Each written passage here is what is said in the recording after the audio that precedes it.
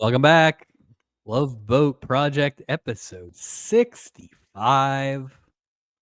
I am Mike Robertson, joined as always by Mike Taylor. Mike, what will you miss most about the 1970s? Because they are done. Oof. Uh, well, I won't miss. I won't miss the. Wow, what won't I miss in the 70s? I definitely won't miss Uncle Cyrus. That's for sure. Oh, redemption Mm, arc for Uncle Cyrus. No? I don't know if that's enough to. I don't know if that's going to redeem him for God knows what Uncle Cyrus did. That's what I I won't will. miss about the I 70s. will say this. I didn't expect them to really do anything, but you would think that I think it'd be the a big last deal. the last episode of the 70s and the last episode before Christmas, you think you would just accidentally do something with one of them when you have essentially 4 storylines to play with, but Exactly. you would think wrong. We didn't even get any disco. When's the last time we got disco? Have we had any disco Couple. this season? The only disco I remember is when she had that monitor on the flower. Oh, that's But they were right. just But goofing off, I don't know right. if that was Yeah. disco. I think we're done with the disco at this point. Now that we're going to be in the corporate 80s. Greed is good and all that. I assume next week it's Gordon Gekko all the way. So Completely different, right? No socks. Like, no, yeah, hustle Vice, Miami bustle, Vice, just Miami Vice. just nothing but Miami Vice everywhere. Very excited. All right, tonight we are here to talk about, as we said, the last episode that ever aired in the 1970s, new episode of The Love Boat, Making the Grade, The Gift, don't get your hopes up, and Doc's Exchange, which is a clever Very title, very I clever, I thought. suppose. Synopsis: Doc discovers that he is still, in fact, married to one of his ex-wives. What? No. A financially troubled couple finds an envelope filled with cash. There's a lot more to that story than that, That but is the least of that story's issue. Jeez. Talk about a and a skim. That is a okay. boy is excited to take the cruise. That excitement ends when he sees that his teacher is on board. And that teacher is trying to, as the synopsis says, romance his mom. So mm, I've got things to say, but I'm going to hold off. original air date, as we said, December 15th, 1979. What was this? Basically 2 Saturdays, 10 days before Christmas. Right. There is no new Love Boat next week, so this is their final episode of the year, of the decade, and before Christmas. Did we get any Christmas, Mike? No Christmas. Nothing. No Christmas. Yeah, but can we say it again? It's such a slam dunk. This was a weekend cruise. This would have been so easy. It would have been perfect. And the money thing, it would have been perfect. It's right there. It's a Christmas miracle. The whole thing. I found the money. Oh. You wouldn't have to do anything to make that storyline Christmas. All you would have to do is have some decorations on the boat and have a little Christmas music in the back of that scene where Buttons overhears Bono. And that's it. You could do his and it's Buttons' redemption because it's a Christmas miracle as far as Sonny Bono is concerned. It basically is a Christmas storyline. The fact that they didn't do it is almost more insane than just not having anything close at all. It's crazy. Yeah, it was right there. It was right there. I do not understand. I don't get it. Because as we will see here, in What Else Was On, you couldn't throw a stone without hitting a Christmas episode of something else. Of course. Even CBS knows that. I bet even CBS knows that on a Saturday night. Let me tell you, near Christmas. I think CBS is in trouble in January because they have been going hard on the Christmas stuff. Oh, they're like, thank God it's December. They're like Great American Family Network or something. They're just trying to. Yeah, they have that and randomly tons of Arbor Day programming. They're just like, we have these 2 poles that we sort of center on. Poor CBS. We dominate Arbor Day. Let's start with a not Christmas episode for ABC. So maybe it was an ABC edict because I'm pretty sure there's not a Roper's Christmas episode because I think I did look for that. Yeah. going to bring up a show that we've not talked about before, and we will not have much opportunity to talk about after. At 8:30 on ABC, A New Kind of Family. Mike, do you know anything about this show? Is this the one where it's all orphans and they lived in an orphanage? No, that's Sort Annie, of. or Our Gang. Good point. No. No, I am not familiar with that. This is a doozy, but there's some real people in it. All right. Okay. Two single mothers both rent the same house, sight unseen, from an unscrupulous landlord. Oh boy. With no other here comes the options. Brady With Bunch. no other options and no other money, they decide to move in together.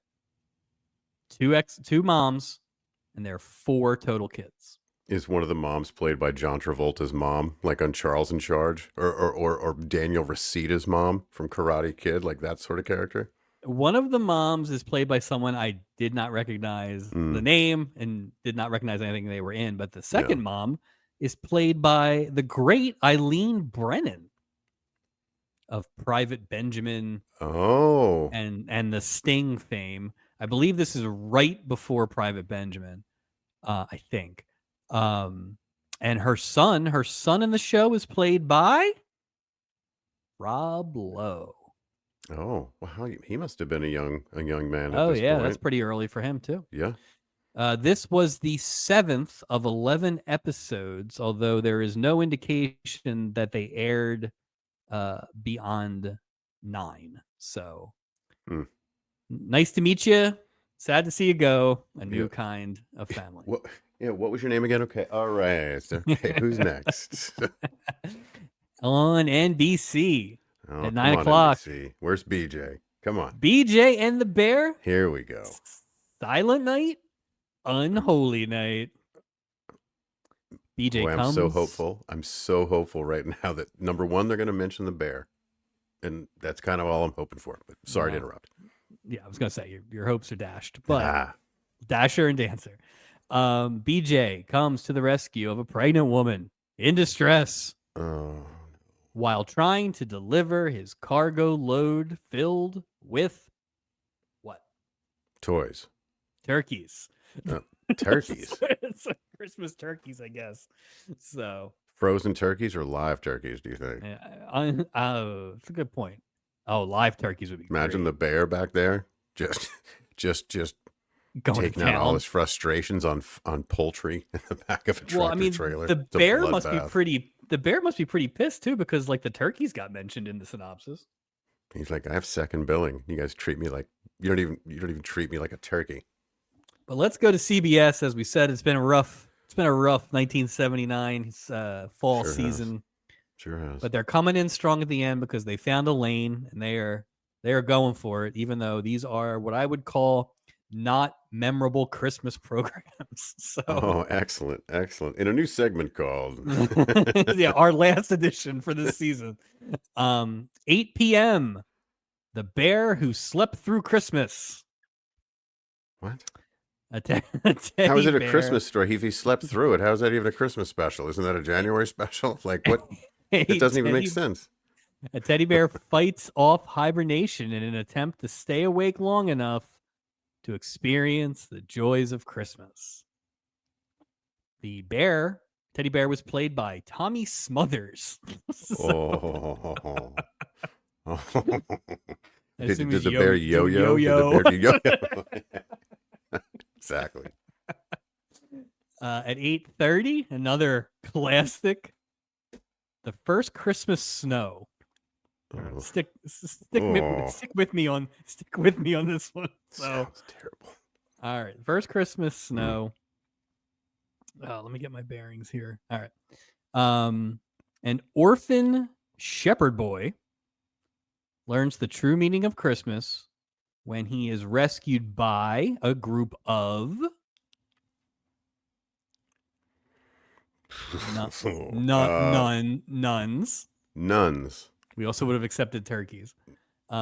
Rescued by a group nuns of dressed as turkeys, or turkeys dressed as nuns. Yeah. Rescued by a group of nuns after being struck by lightning.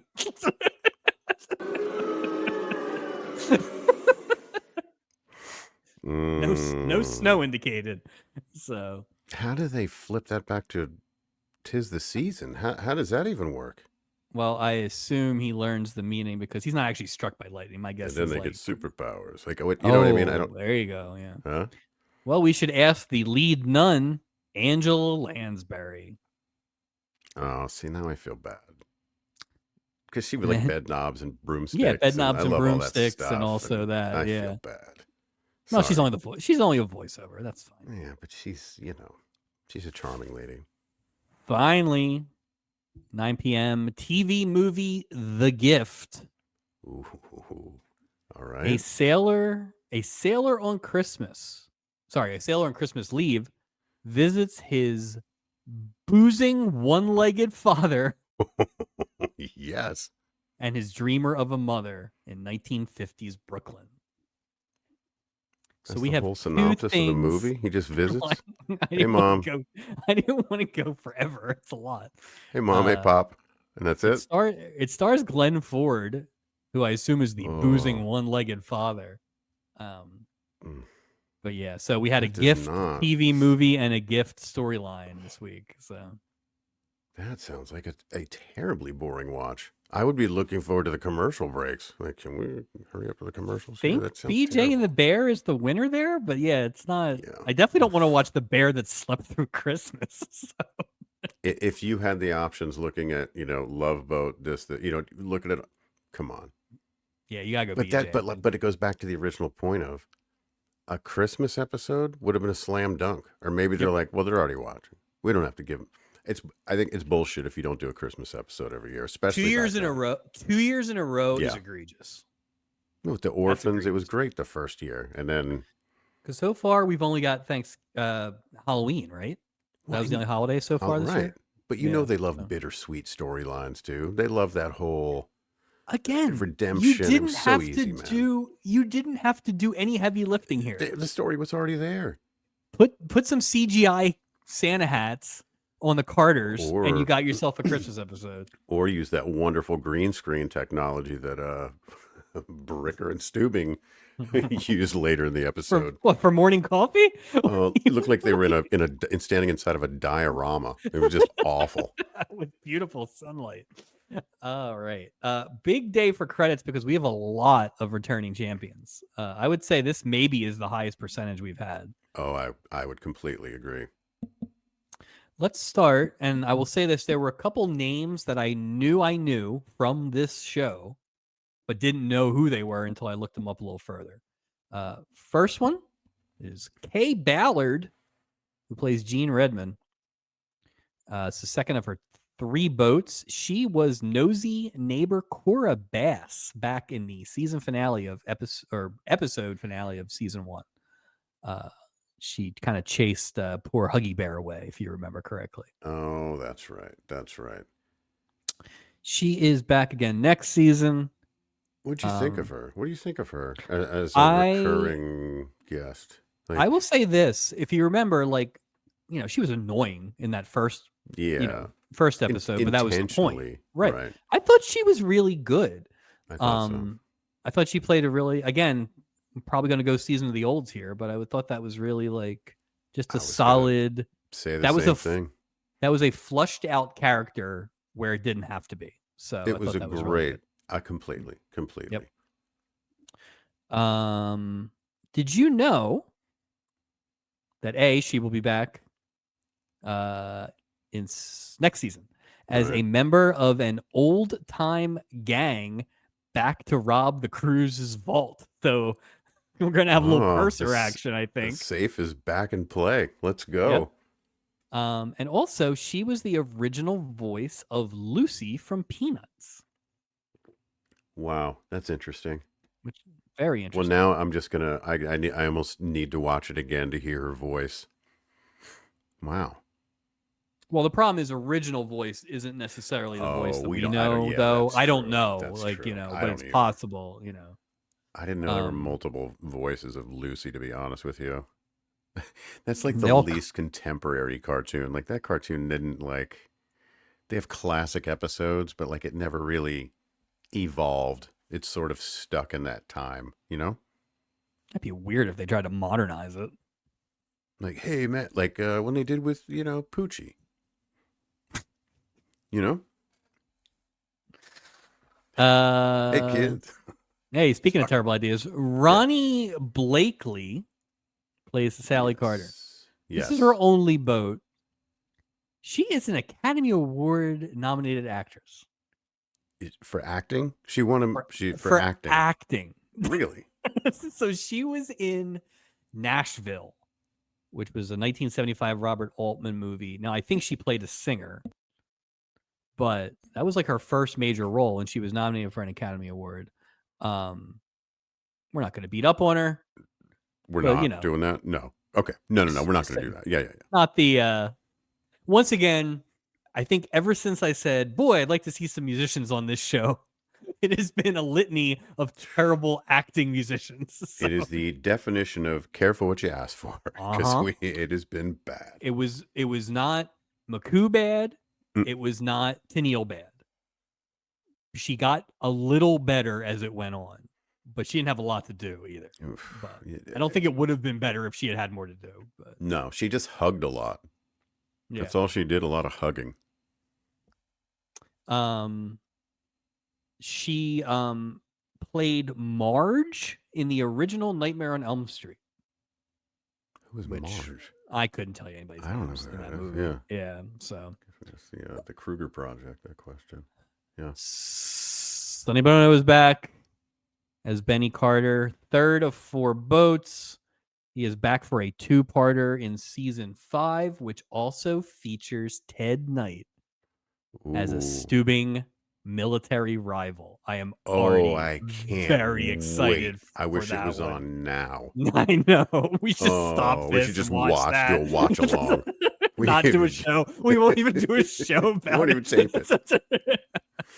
I question about a Sonny Bono, since you brought him up. Yep. Out of the 3 appearances, Phil Backstrom, Deacon Dark, Harold Nash, Benny Carter, which one was his it's not fair because the Deacon Dark sort of stacks the deck. Where does the Benny Carter stack up as far as his performances in his previous 2 appearances? Can you get a card below the bottom of the deck? I know. It wasn't. It wasn't good. No. He just not a whined, man. He just, not the a whole follow, episode, he just. and it was like hey, that Phil Backstrom energy that you brought. Could you bring it down a few notches? No Like, kidding. jeez, Yeah, that was a little. He was never going to be as good as at that last episode, but still, No. I was disappointed because Same here. I feel like you already were maybe going to come in a little bit differently on that storyline generally, but like I feel like if you had like a 70% Bono in that one, we're talking great, storyline. And I was he thinking, really, because he was so bad in that storyline, you're saying about the Benny Carter, I kept thinking, like, okay, who would be better in this story? And then I thought everybody. But I thought, like, imagine if you had a big guy like a Crane in there doing this. Like, this was. oh yeah, He was terrible because the way it connected with the other one, you had that chance to really. But Bono was I feel like he just I mean, whined and who would have been better? This is ridiculous. anybody. The assistant supermarket guy from the advertising thing Yeah. basically played this 30 We already times had better. this. We already had this thing. We did this already. Or Sal the said, waiter. He would have been done. Sonny Bono, a 3-time Stubby Award winner. Yeah. Last year he won 4. Can you name the 3 things he won for? I had to go back and look. Has to be musical performance. Gotta be. Yep. Oh, Yep. easily in a landslide. Yep. Had to be Sonny Bono himself. Probably won for like best guest star because he was probably nominated twice. He was best recurring or best returning, I guess we Best call that. So returning. yeah, right. And performance of the year.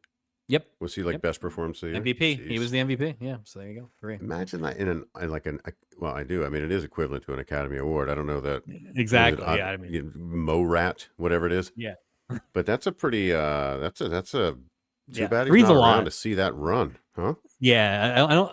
I mean, we have hope for this Ted Knight episode Oof. next or in 2 seasons, but he's not. I don't. Well, actually, you know what's funny? I guess theoretically he could add to his collection this year because that was a very Fellian effort, I would say, in terms of disappointing. So, Yeah, but yeah, I do agree. that's I for do that's agree. for May. That's for May. So, Yeah, we have time. I will also say I went back to listen to the end of the stubbies so I could find out which awards he won. Did not remember that this guy had a terrible cold and I sound like a duck. So apologies to everyone. So, It's all the I shaking sound hands we were doing. terrible. It was award season. That's just kind of what happens, you Yeah, know? that's true. That's true. Award season, the hustle and bustle, getting to the end of the line. Yeah. So, It's all the hands on the ballots. speaking of, Mm. yes, that's true. All the ballot counting. That's actually true. Yeah. Speaking of someone else who won a stubby last year, Buttons is back. Oh, shit. His buddy Redman. That's right. He shared the stubby for worst moment of the year with Alan Arkin for the groping of Julie's. Oof. This is his second of 3 boats. He is back in season 6 as Gopher's uncle. Is he lecherous? Also Is he? Oh. Well, no. So he's kind of flim-flammy because he sets up. He's selling stuff out of his cabin, which is stealing business from the gift shop. I kind of like that. That's kind of fun. I do like that. Yeah. Yeah, I kind of like that. But that's going to be a very special episode, Mike. We may need to put a parental warning on it because apparently also Vicky becomes friends with somebody who offers her pills. So, or it's a very special episode. A very special project. Yeah. do you know Red Button's real name? I do not know his real name. I assumed it was Aaron? Buddy Redman. Aaron Chwat. Chwatt. What ethnic? It sounds very Eastern European. Slovakian, yeah, I was gonna say something like that, or Slovak, yeah. So Dick Gauthier is back. This is another person who I knew the name immediately and then couldn't remember why, and then I remembered why. He is playing John Hurley. We all know his first appearance as the stable master himself, Kurt Stansel. I will say this. Early on, I'm like, okay, he's showing some range here. But then at some point, that Stansel started to pop out. He went right back to Stansel. He went right back to Stansel. I just kept waiting. After that moment where he went back to Stansel, I kept waiting to hear that. You know his famous line. Mm-hmm. It's the finest animal I've ever owned. I was hoping he'd tell him to pick up a pack of cigarettes while you're at it. While you're out. I thought it was going to take a different turn. So this is his last boat, sadly. But he's had 2 memorable performances for sure. When you need a chauvinist or an asshole, it did go old DG's there for you. I do have something about Mr. Gauthier too to add, sir. I found out this just kind of made me giggle as I was looking at his IMDb. Just to see I think we have the same thing. Go ahead. Oh, please go ahead then. No, you please. Go first. I'm so curious to know. So this is IMDb, so you never know if it's true, but I assume that it is. He is the father of Randy Gauthier. Oh no, this is not. This is something. I have something different. Okay. Randy Gauthier is best known for stealing the Pam Anderson Tommy Lee sex tape. Seriously? Apparently, according to IMDb. So yeah. Oh, yours is much better than mine. That's why I said you should go first. Oh, I knew what I had. Sold mine. Shit. All right. Well, here's what I have. It's my dumb fact. Fuck. Dick Gauthier is listed as a guest star on episode 5 of Big Seamus, Little Seamus, playing a character called TBD. Show was canceled after 4 episodes. 2. It was canceled after 2. They reran 2. Oh, that's right. Yeah, after 2. So never made it. The character was named TBD, or it was literally 2. No, they were all the characters that listed blah blah blah as And what's his that's name was in it? fun. That the blonde dude that was like the perfect partner for our boy Bert. What was his name? Oh, Bert Convey's partner. yeah, That guy. Wes He was Anderson. on that. He was on that episode too. So I was like, oh, Ooh, could have been gold. But can't get enough of that. that's right. Made me giggle. Julia Prowse plays Samantha Bricker, the second of Doc's 4 wives. This is her first of 3 boats. She will be back for a 2-parter in season 7 and the series finale. Of course she would. I wonder if all of his wives are going to be back for the series finale. Well, I know that Tina Louise is as well. I know that. That'd be fun. So, but I don't remember if Juliet Prowse is playing Juliet Prowse or Mrs. Bricker. So Imagine his last scene. He leaves with all 4 of his ex-wives, and like he's off to Vegas. Like what a pew the pew. last scene is he wakes up in bed with all 4 of his ex-wives. Oh, End show. and show. Yeah, but how are they going to match pajamas? You think Doc's only got 1 pair of pajamas? Well, they have to be the same pair. He's going to be, all you ladies can use my shirts. You get a leg. Use You get the a one leg. pant.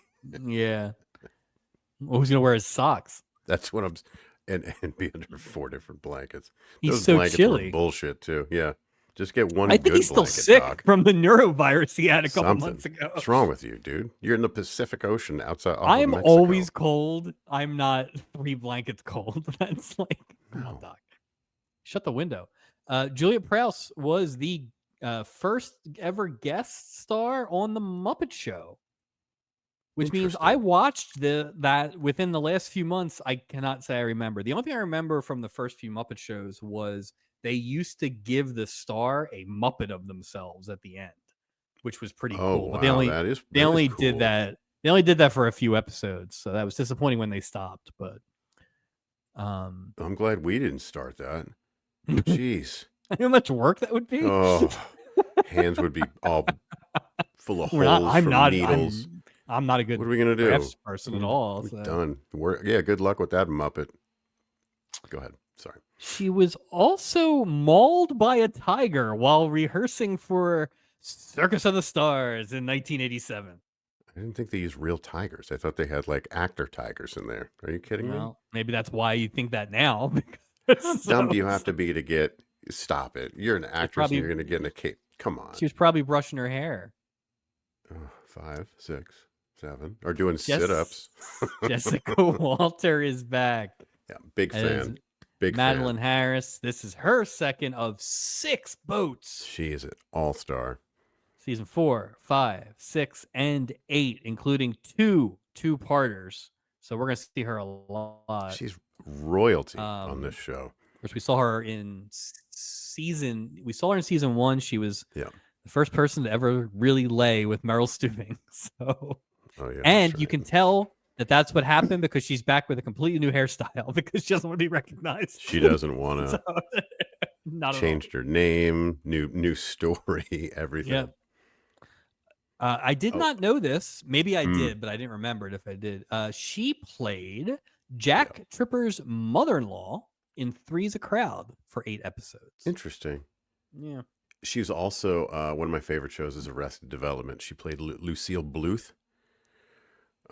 She was like the mom of the mother. Are you saying this family. like people don't know this? Oh, I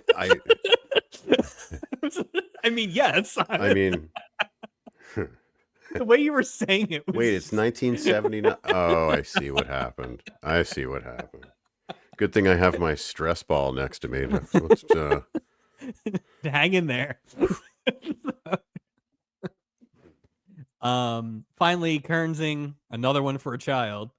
Johnny Timko as Danny Harris. Again, why? Like, you couldn't put one more person in there. He's got more lines than half the people in this episode.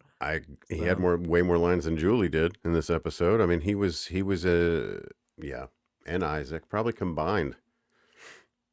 He is age 14 at the time of this episode, just for context. This is his only boat, but you may have seen him in 1984 in the classic film Hot Moves. You say hot moves? Hot moves. Would you like Okay. to guess the plot? Because you probably can. Hot moves. It's like either roller skating. Oh, jeez, you missed it already. 4 juniors in high school work together to help each other lose their virginity before starting school for senior year. Isn't it just Porky's, basically? It's every movie from 1980 to 1985. Yeah, that's So okay. All right. Johnny, those are keep going. all your facts on the cast this week. Mike, anything to add before we get on the boat? No, I just kind of wanted to go back into the overall plot line of Arrested Development real quick, just to explain it. Boo, boo. Jason Boo. Bateman's in it, so he's got a family. Oh boy. All right, let's get on the boat. And it is not Christmas, so just bear in mind that none of this is Christmas. A lot of it could have been. Yeah, no ho-ho-hos, no bells, no decoration-free episode, by the way, Mike. Nothing. Well, yeah. And you know what's funny? Nothing. Let's just talk about this now. So I guess the only thought I have is that is it potentially because they shoot this stuff in a weird order, depending on who they have and stuff, and they can't guarantee when it's going to air, and so you'd be locked in if you did a Christmas episode? I mean, shit. Record it like the first or second episode of the year. It's a state. Yeah. It's not like it has to be cold. No. You're in a Yeah. in a warehouse filming this crap. Knock it out. It's low hanging fruit. If you're gonna do how many 2-part episodes in a season? 3 and a and a 90 minute one, then give us a Christmas one, because those are just, you're just trying to fill as much time as you can. There is no need for these 2-parters and 90-minute if you don't give us a Christmas episode every season. And much like last year, because we were so angered by this, We were December Continue to be. 15th, Yeah. what will be episode 67 will be our Christmas episode. We will dress accordingly. There may be guests dressing accordingly, and we will make it as Christmassy as we possibly can, because somebody has to around here, damn it. That's right. All right, let's get on the boat. Buddy Redman, Gene Redman, and Buddy Redman's sports jacket enter the boat. So he basically says he's got a tie and pants. He's got a whole suit that matches this sports coat, which I can't quite describe, except that if you skinned Herb Tarlick, this is what it would look like, basically. So It's like every polka band just is this god awful. Yeah, it's really bad. yeah, it is exactly what you think it is in 1979's loud sports coat. You know how loud you have to be a loud sports coat in 1979? Well, it's almost and I think he had a hat on too that like didn't even match, so it just made the jacket stand out that much. Yeah, that was woo. Let's see. So, Gopher greets the couple, and Buddy quickly inquires about the availability of any blackjack being played on the boat. Jean doesn't like this. She lets us know that the last time Buddy watched, quote unquote, blackjack game, $3,000 disappeared. So sounds like Buddy likes to gamble, but is also terrible at it. It's believable. He's kind of, I'm getting that vibe from Buddy. Luckily, he has sworn off gambling and hasn't made a wager in 6 months. Gene asks where the cabin is and starts to head up there. Gopher does a nice bit where he actually doesn't know their names yet, so he has to ask their names, which is fine. Yeah, I like that. So just don't assume you know them. But when Gene goes upstairs, Gopher's like, "Oh, by the way, Mr. Redman, I have an envelope for you. Someone dropped off." Which, sure, that's a weird. Yeah, that's. I don't quite understand the physics. Why of would that. you leave that with an envelope of?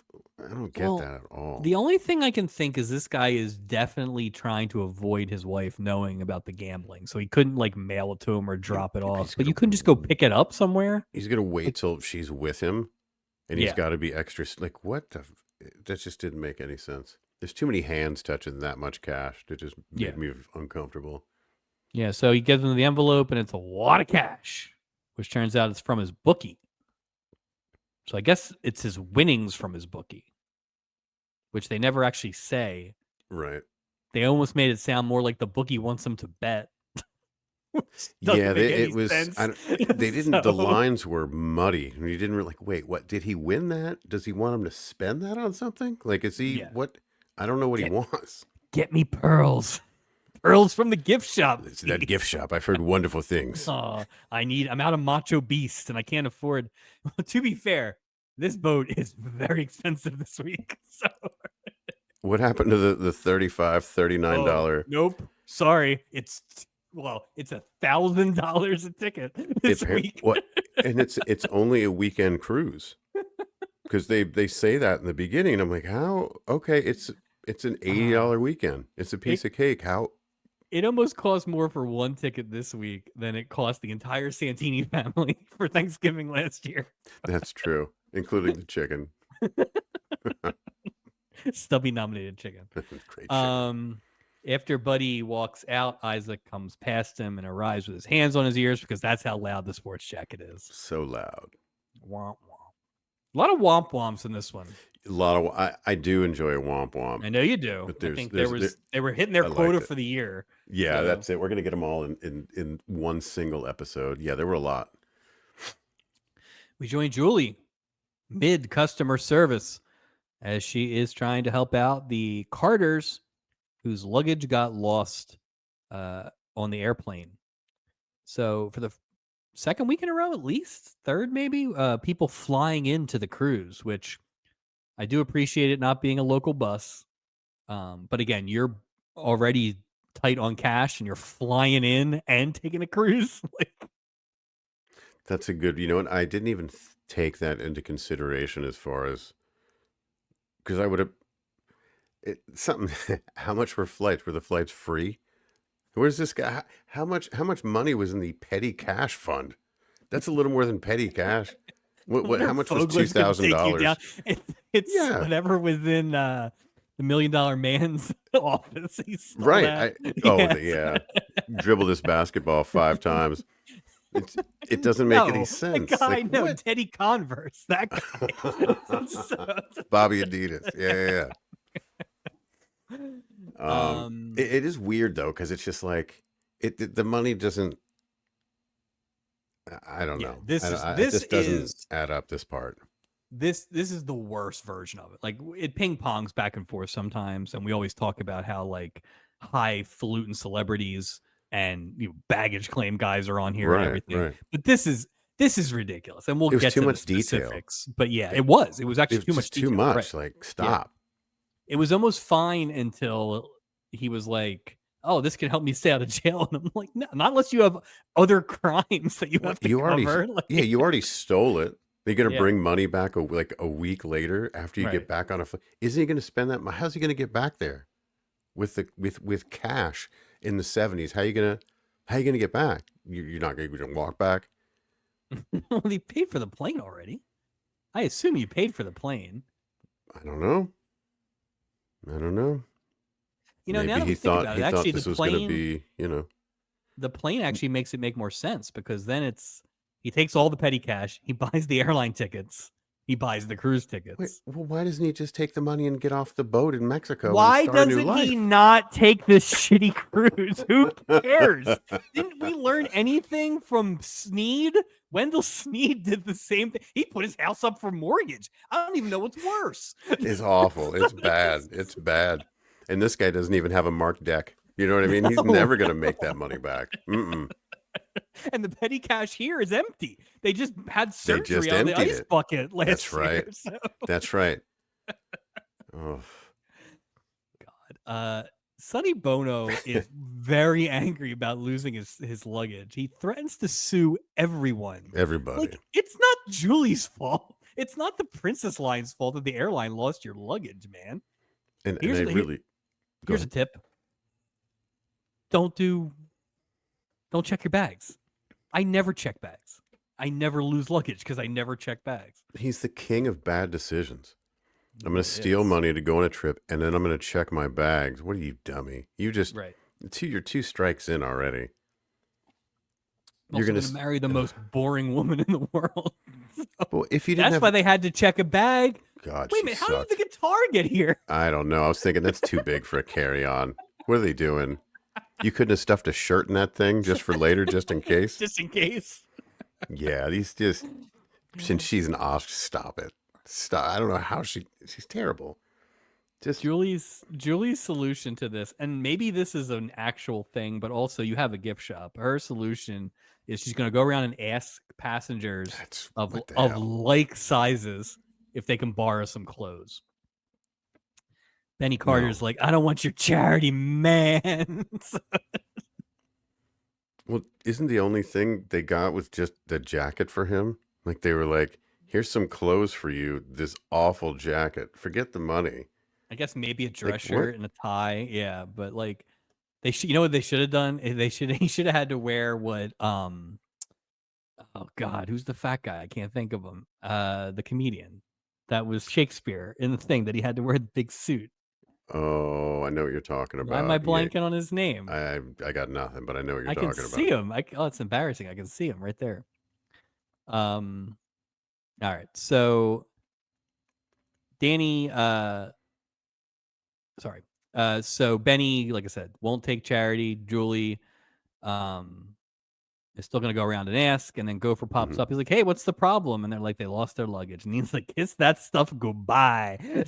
so I love how quickly he buried the airline industry. yep. We don't lose bags on boats. Just I mean, it great. is true. It We is somehow haven't had lost luggage yet. How no has that not been a confusion. That's gonna storyline? come up. That's gonna come up. I'm hoping the bear's in one of these packages somehow. Come on. Next in line, as we continue to check people in, Madeline Harris and her young, precocious son, Danny. Danny asks Vicky if she works here and if kids get to fly or get to cruise half price like they do in airplanes, but Vicky's got an answer for everything. Danny just hates girls that have answers for everything. Oh, While Madeline is quickly impressed with Mr. Hurley over there, watch out. Danny's not. You know, the kids call him Mr. Rotten. Poor Danny. He was so excited for this cruise. He makes it. Did he even make it up the steps when he No, spots Mr. Hurley? Like, no. it's just ruined immediately. And then they later on they pretty much tell him to beat it. Yeah. Well, you came in late last night. Like, Jesus. Freaking mom of the year. Like, what are you doing there, Madeline? Jesus, keep it in your pants for 2 days. That's why he's Shit. Mr. Rotten. He is Mr. Rotten. Like I said, I feel really bad for Danny because he was excited. You don't really see kids excited about this cruise. Usually it's, they're being dragged there or lied to get there, or they stowed away or something like that. So I felt bad because the only person he had to talk to was Vicky. are you really gonna bang on that storyline? No, no, no. Man, okay. Not the storyline. Not the storyline. I thought him and Vicky had a nice chemistry. He's fine. He's fine. Oh wow, are you taking shots at Vicky? I am a little bit. I This- just don't know. I'm not in love with the change yet, to be honest. I with thought you. this was an excellent template for two kids doing stuff, as opposed to Danny's getting this advice from Doc or something. Well, I don't know. The amount of freedom that Vicky has on this boat is a little alarming. There's a lack of supervision. She's in pool with strange boys. Like I don't like it. I don't like it. It's the Love Boat. It's the 70s. There's people drinking and smoking. I don't think it's any place for a child crew member. So you're saying this is this week's edition of Vicky shouldn't be on this boat? Yeah. What was his name on Different Strokes when they brought him on? Dixie Carter. Or Jump? No, Sam. Sam. That's what it just I don't look, no matter, despite whatever was going on with Lauren Tews at this time, I don't think I don't think that Vicky should be a permanent crew member. It's weird because, and I don't mean it in a bad way. No, I feel bad saying it, but I just don't, I don't think she's necessary. Well, I feel like deep down you're saying Steuben's a terrible father. I mean, yeah, this is really that's what I'm saying. What that's but about. but on top of that, I don't think the show needed to add a that element. I just thought that I like the crew the way it is, and I think having that, because certain storylines just are kind of weird in the context of having somebody, a 13 or 14-year-old girl. I just I just don't I don't feel like they have really overplayed it too much. Yeah, there's a little bit, but it's just really no different than when they have one of the other cast members in for a short bit or whatever. This was probably the most she did in terms of a so far. storyline. Yeah. And I thought I guess my thing is I would almost rather it be Vicky and another kid as opposed to two kids who I don't know. So Yeah, and again, maybe it's just I just need to get used to. you're also looking for a crew setup that doesn't exist anymore. Yeah. You're Yeah. looking for season 1 crew, Which was, and it's yeah, just maybe different. you're right. Maybe you're right. Yeah. I think So it is a little bit of a different dynamic, and I think it became even more apparent to me this week. because Maybe it's this not is bad, not good. It's well, just different for me. Hmm. and I will agree with you in that this is not like they don't know what they're doing with the Julie character or they're trying to Right. be. This is just they didn't use her. They didn't use her, and Right. there's been They a few didn't do any. episodes like this where Yeah. they really haven't used her. So, and I don't think that's a Vicky thing. I don't know what that is, but it's just like I assume we have a few heavy Julie episodes coming because it's been really light since Episode really one, since I the mean, wedding. well, and then 2 was the best friend Yeah. thing. Well, Like that one was early, the just more. first Yeah, few, but well, that that was was more another piling on, stab. It was yeah. crazy. And then there was the stupid Brotherhood of the Sea, but yeah, there hasn't Ugh. been a lot of Julie run right now. Mm-mm. So, No. all right, more checking in action. Gopher is greeting a lovely lady who just made it on board. Weird thing, Mike. Her name is Mrs. Adam Bricker. What a Yeah, but coinky wait. There's an wait. There's an Adam Bricker. Dr. Adam. All right. Yeah, Sorry. he's the ship. Just He's trying the to. ship. Arrested Development is a show. Go for jokes. That she might be the one of Doc's ex-wives, and she says, "No, I'm definitely not one of Doc's ex-wives." Then Wah. Doc shows up, and he's like, "Stephanie," or sorry, Samantha. I'm sorry, so used to them Yeah. using Stephanie. That's his ex-wife 3. Yeah. Probably. But yeah, Doc's like, "No, that's my ex-wife," and Gopher's like, "You lied to me," and then that's where Samantha starts to explain, "No, no, no. In fact, they are still technically legally married couple." Oh boy. Womp womp. That's great. I love that's another good wah wah. When Doc shows up and he sees her, he does the classic Bricker. Oh no. I Mm. feel like it's again, we've talked about it. It is more opportunity than anything. And I didn't particularly love this version No, I didn't of either. Doc in terms of the storyline, but he's still very much in contention to repeat as best crew just because he's the best at this stuff. Like Well, just, do all of his ex-wives have red hair? This is 2. maybe that's his thing. You're always He got to you're change always it. talking about he likes them big, but he likes them Like some big redheaded. and redheaded. It's 2 out of 4. So so far half of them are 2 out of redheaded. 4. Interesting. And I have not looked ahead, so I do not know who the other 2 are. Mm. So turns out that they'll get into the why and how, but yeah, basically they're still legally married. Doc says they were divorced 3 years ago, but not according to boat law apparently. So we move on to the Redmond cabin. Buddy is going to go check out the ship. Wink, wink. Wink wink. Before he does, let's just stick this big old envelope in this ugly ass jacket for safekeeping. Why So wouldn't you just keep it on you at all times? I don't understand why. Or he's afraid he would gamble it. I wonder if that's what it was. He had to leave it so he wouldn't spend it. he didn't seem that afraid to gamble it. No, I don't know. Like, why would you? Maybe the That's the other casino thing. isn't open all the time. Maybe the blackjack table isn't open all the time. Yeah, that's a good point. It's just weird to like. Yeah, I wouldn't leave it just in a rando jacket. I mean, there could be a steward coming in and putting your You stuff never know. away or something like that. Exactly. Your wife may hand your jacket to someone. Sure. What if there's a caper? What if moose comes out of the ceiling or something? God, I hope so. I hope that Swedish painter comes back. Umlaut? Can't wait that cat. Get Gopher. Gopher's like a Sunny Spoon with his disguises. It's amazing. I mean, Gopher's got a real shot of winning Best Crew if he has a few more good episodes. I was thinking that absolutely he does. He's been really strong. Yeah. It's going to be hard, though, because you do need to have like one more of those big episodes, probably. I mean, Bricker's been killing it this year, though. Yeah. I mean, and Isaac's going to get some more. It's just, it's like, just so hard.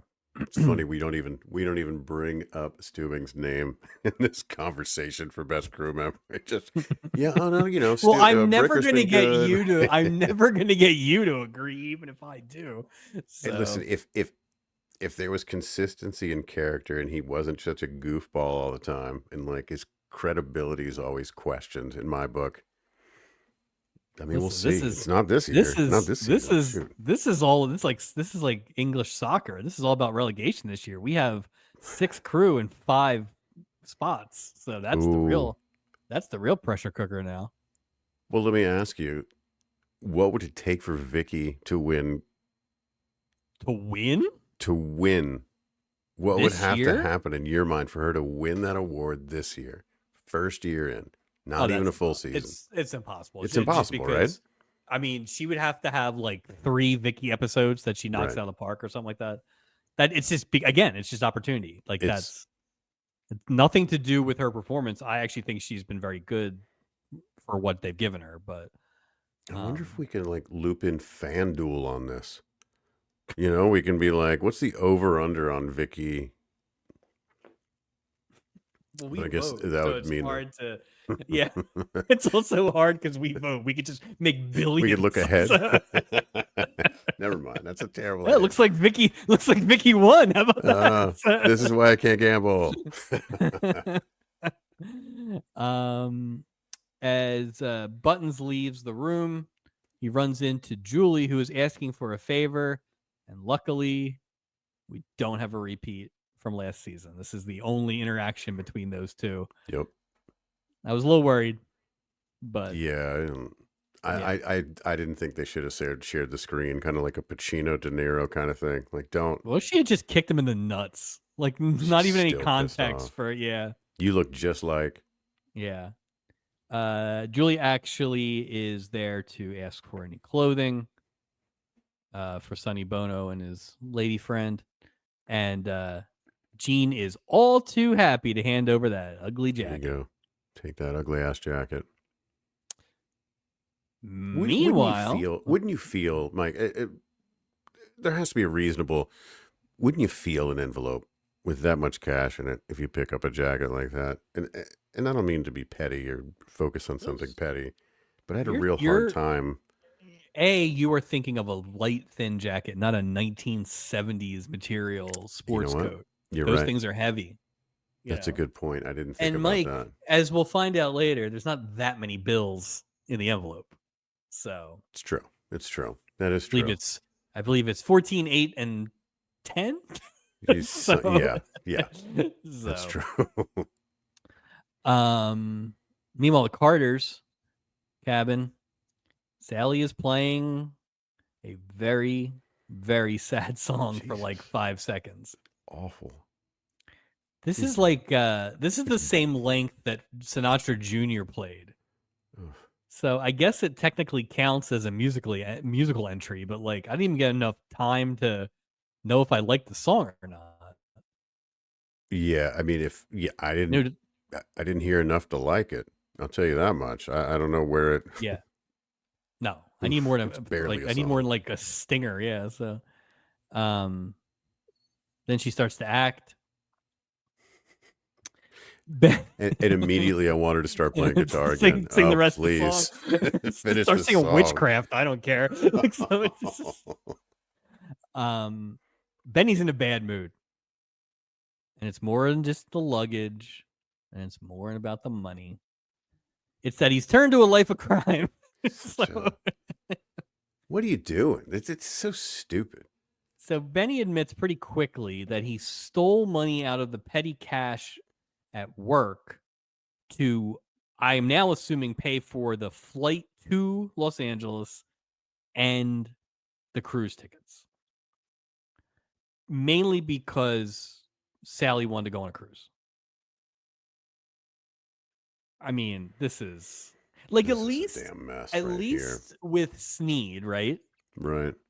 At least they were seeing family. The wife couldn't fly anymore. There was They were more going to see to it. family. There was a noble goal to it. It wasn't a selfish, like, this is dumb. No, like, it was. I mean, he mortgaged the house, but it wasn't a criminal act. It was right. Well, that's what I'm saying. This is just beyond. Sure.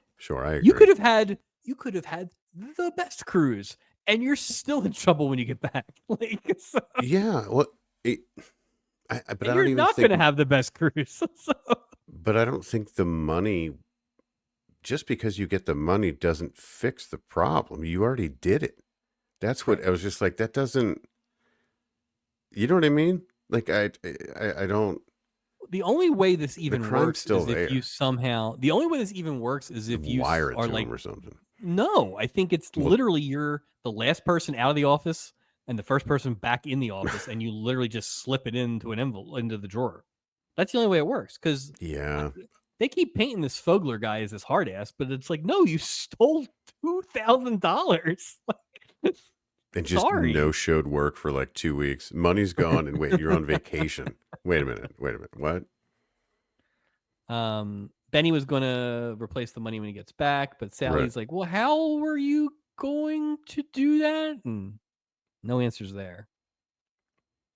Mr. Fogler gets his first of a million mentions, and he doesn't play around apparently.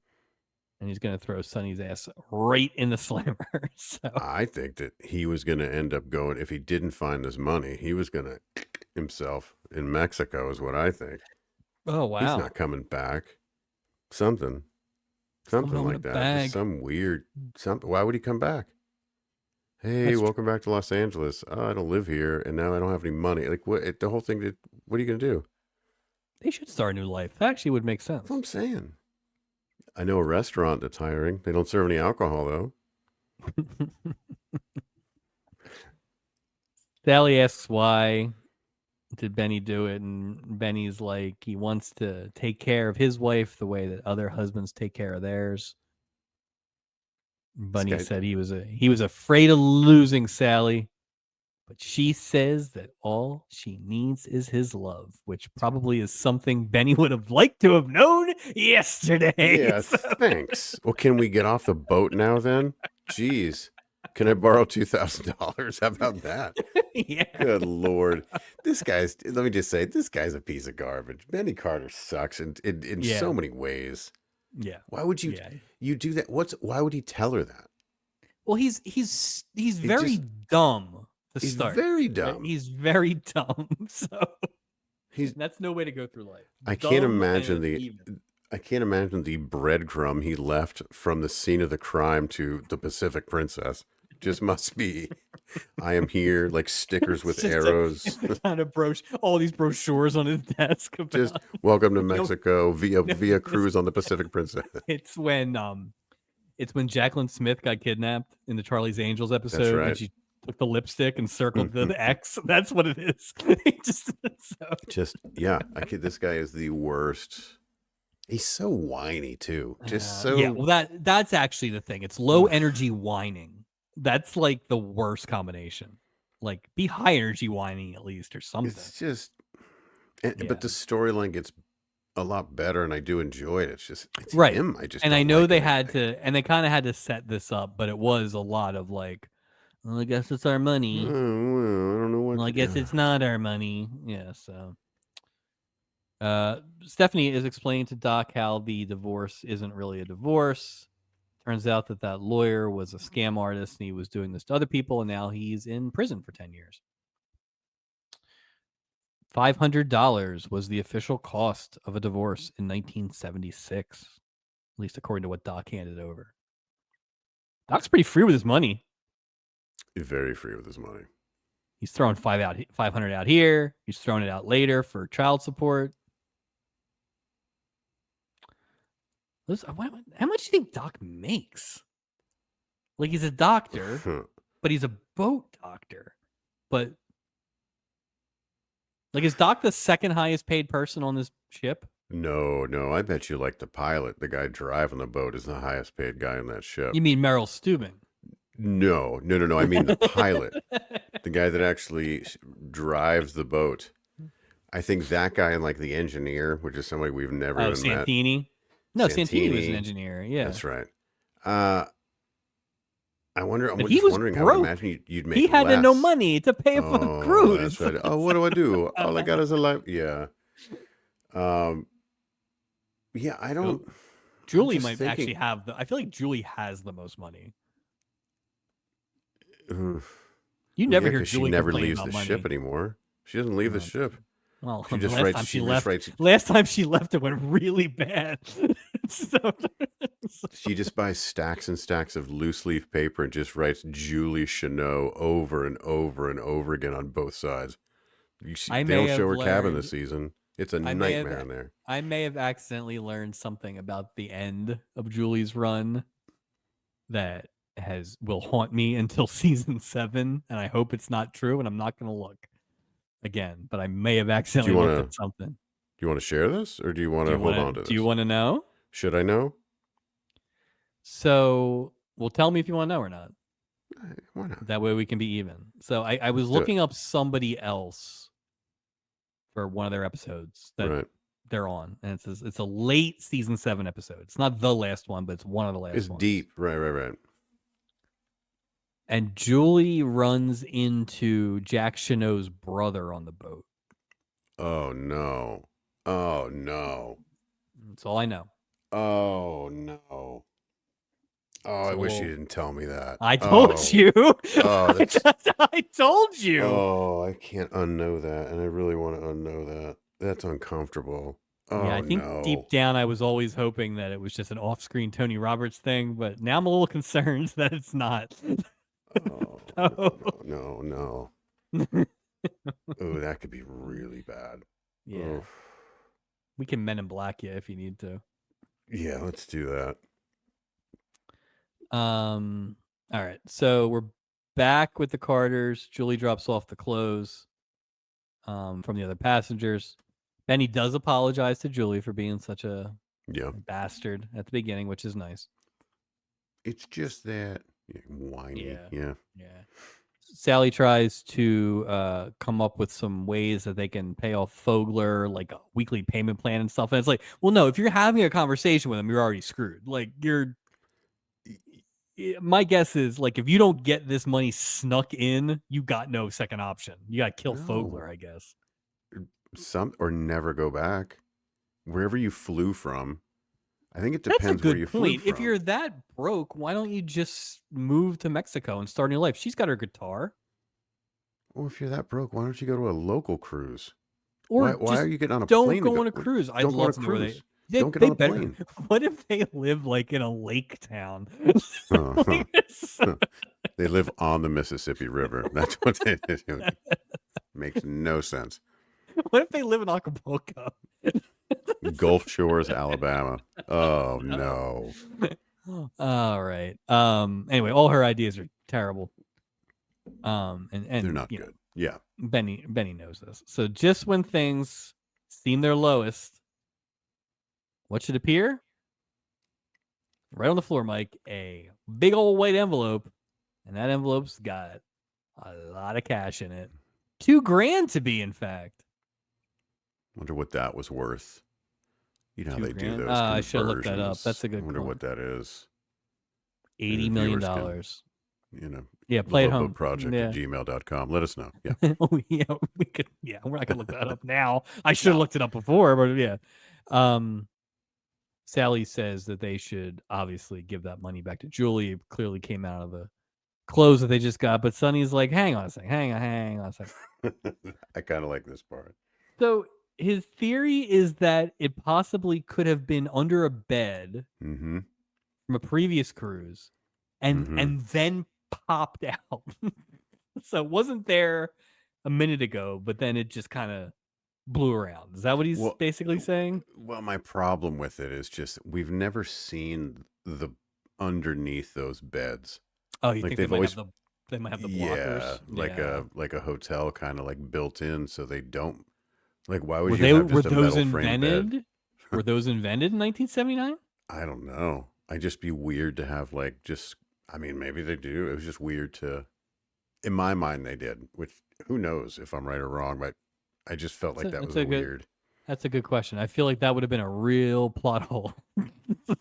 Well, I mean, this is a show that had a boy dog have puppies, So let's not, Well, now I'm they're not wondering, above wouldn't the making a. dog have tried to go under the bed if you could? It Or just reinforces the whole thing cricket, on it. Yeah, stubby winter cricket would have been under the yeah. bed, Why wouldn't they? like, Wouldn't they or go the under? chicken. Like, so, If the stubby winter couldn't fit under the bed, maybe there's something to that then. old King wouldn't have fit underneath the bed. Well, So. what's his name when he almost snapped his neck? Maybe that means it That's is a frame because remember it collapsed. So poor Francis. old first take Francis. So apparently, just another indication how much of a tough guy Fogler is. He believes in capital punishment for double parking. Yeah. Fogler. All right. Let's see. So Benny, after he does this shtick about might be under the bed, he's like, I'm gonna definitely think that this is money that was here the whole time Yep. in this otherwise filthy boat, I guess. So Yeah, yeah. These things get overlooked all the time.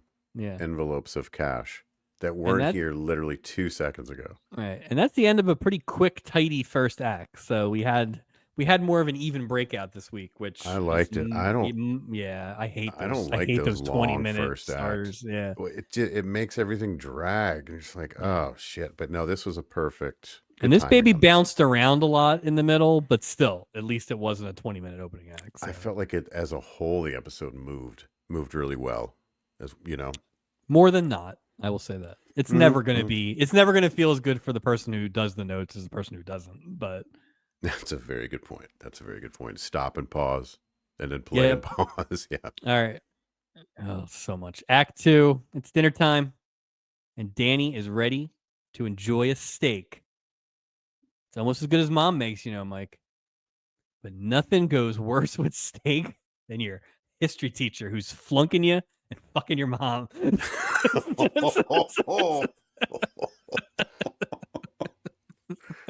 Oh God. Yeah, it all goes down tonight, little guy. It's all going down. Let's see if Johnny Timko. Jeez. Why don't you So why don't you Madeline, buzz off? Mr. Hurley's yeah, such a creep. He's such a creep. he's a lot. Yeah. I mean, and this is why they call him Mr. Rotten. So he sits down after Madeline kind of invites him over. Danny's like, "Nope, I'm out of here. This steak sucks." But it doesn't get very far before Mr. Hurley decides to say, "Listen to your mother," which is overstepping. Like, Like, you're off duty. Like, this is not yeah, appropriate this guy. behavior for Wouldn't anyone. that it's funny that wasn't enough. Right? Like that. Like Like, it that wasn't the still worst. went That wasn't the right. high water mark of his. That wasn't even the low water mark. It didn't even Yeah. phase his mom. She didn't give two craps. She was so Did, enamored with Mr. did you have a Gautier. lot of experiences where you would like encounter your teachers in the wild growing up? Once after high school was over, there was a soccer coach from the high school I was at, and he was working at a liquor store. I wasn't 21, so I left. Gotcha. That's other than that. No, not really. Not I went to really. a tiny grade school, so you would see some of them, but I also was friends with family of the teacher. Like, it was a small school, so it was hard Right. to, but in high school, I think maybe I saw like 1 or 2 teachers out in the wild. Like It's it wasn't. weird. It's weird, but it's not like it would be. I understand why it's weird for poor Danny here. This is a much different scenario. So Yes, with single mom and doing this yeah, whole, it got and you're weird stuck. quick. Yeah. So speaking of weird, we are over 14 minutes into the episode, and here's the first appearance of Captain Merrill Steubing. All right, get him, Meryl. Let's go. What was he doing in the beginning? He must have been in the gift shop. Gift shop Yep. donuts. All the above. He notices that Doc has another lovely lady. Gopher and Isaac fill him in on the plot, which is very confusing to Merrill Steubing, but also confusing to Doc. So, Yeah, the whole thing was kind of, it was funny, but it was kind of confusing. Sure. Yeah. Doc says he's been acting like a single man for the last 3 years. Happy. He's so good. He's so good. He suggests that they could get a Mexican divorce. Everyone should have something pleasant to remember from a cruise. Buddy notices that there's a handsome sports jacket over there in the dining room. Points out to Gene, he's like, you think I don't have good taste, but look, there's somebody wearing that sports coat just like mine. Gene's like, no, you idiot. That is your It's coat. yours, dummy. Jeez. Yep. Buddy is nonplussed. So... Buddy can count to 21, and that's about it. I don't even know if he can. Maybe. He didn't do very well. No, he didn't. No, he didn't. Buttons gets up and goes over to Sonny Bono and basically like starts to tear his jacket off like he's like a hockey fight or something. Squeezing it the whole time, like it was it was good physicality, I thought, by Mr. Buttons. Yeah. And somehow in all of this, he doesn't actually find the money, but he takes the jacket, he switches his jacket with his current jacket, and he just kind of says, I love this jacket. Yeah, it was a nice little physical scene. Again, it's funny. Buttons, this kind of physicality from Red Buttons, I can get behind. So... It's just the forced physicality we don't like from Mr. Buttons. Yeah. Yeah. At least he didn't say it was his birthday. Jean comes over at some point just to apologize profusely for her idiot husband. That kind of goes on for a while. The Carters, again, low energy. They don't really react. Like, it almost felt like one of those things where Sonny Bono didn't have any lines in that scene, and so Red Buttons is just hamming it up, and Sonny Bono was like enjoying the show and forgot that he had to act in there at some point. But why wouldn't Sally Carter say something right there? If she was the one driving, like it came out of the jacket, isn't this a perfect opportunity for her to go, hey, Benny, like right there and then? Because she's not 100% give the money back. That's true. That's true. She doesn't want Benny to go to jail. Man, they'll eat him alive in prison. Especially Mississippi River prison. Well, it's, it's muddy if it's anything. Plus, we didn't want Sally to deliver any more lines. Like, we're good. Yeah, what am I thinking? Less is more. Oh. She should have just only been able to talk with the guitar. Just singing everything like Heidi. Mm-hmm. Oh God! You just bring Heidi up again, like we I don't know what that's about. Something about mountains. I don't know. Madeline and Mr. Hurley are dancing, which makes Danny pretty miserable. Actually, he explains the situation to a sympathetic Vicky, hoping that his mom's okay because Mr. Hurley could be a sympathetic killer, not a psychopathic killer. I thought that was funny. Yeah, that was funny. Danny was pretty good. I thought Danny was good. I thought Danny was pretty good. I know you always like your kids to be able to cry on demand, but I thought Danny was pretty good. I definitely think he was Kearns. He definitely deserved a porthole. I think they love Kearns and the kids. I don't get it though. I don't get what's the harm? No. Throw him in there. It's almost like, do you get extra money for being in the portal or something? Like, it's like. But I mean, he had a pretty significant part in this storyline.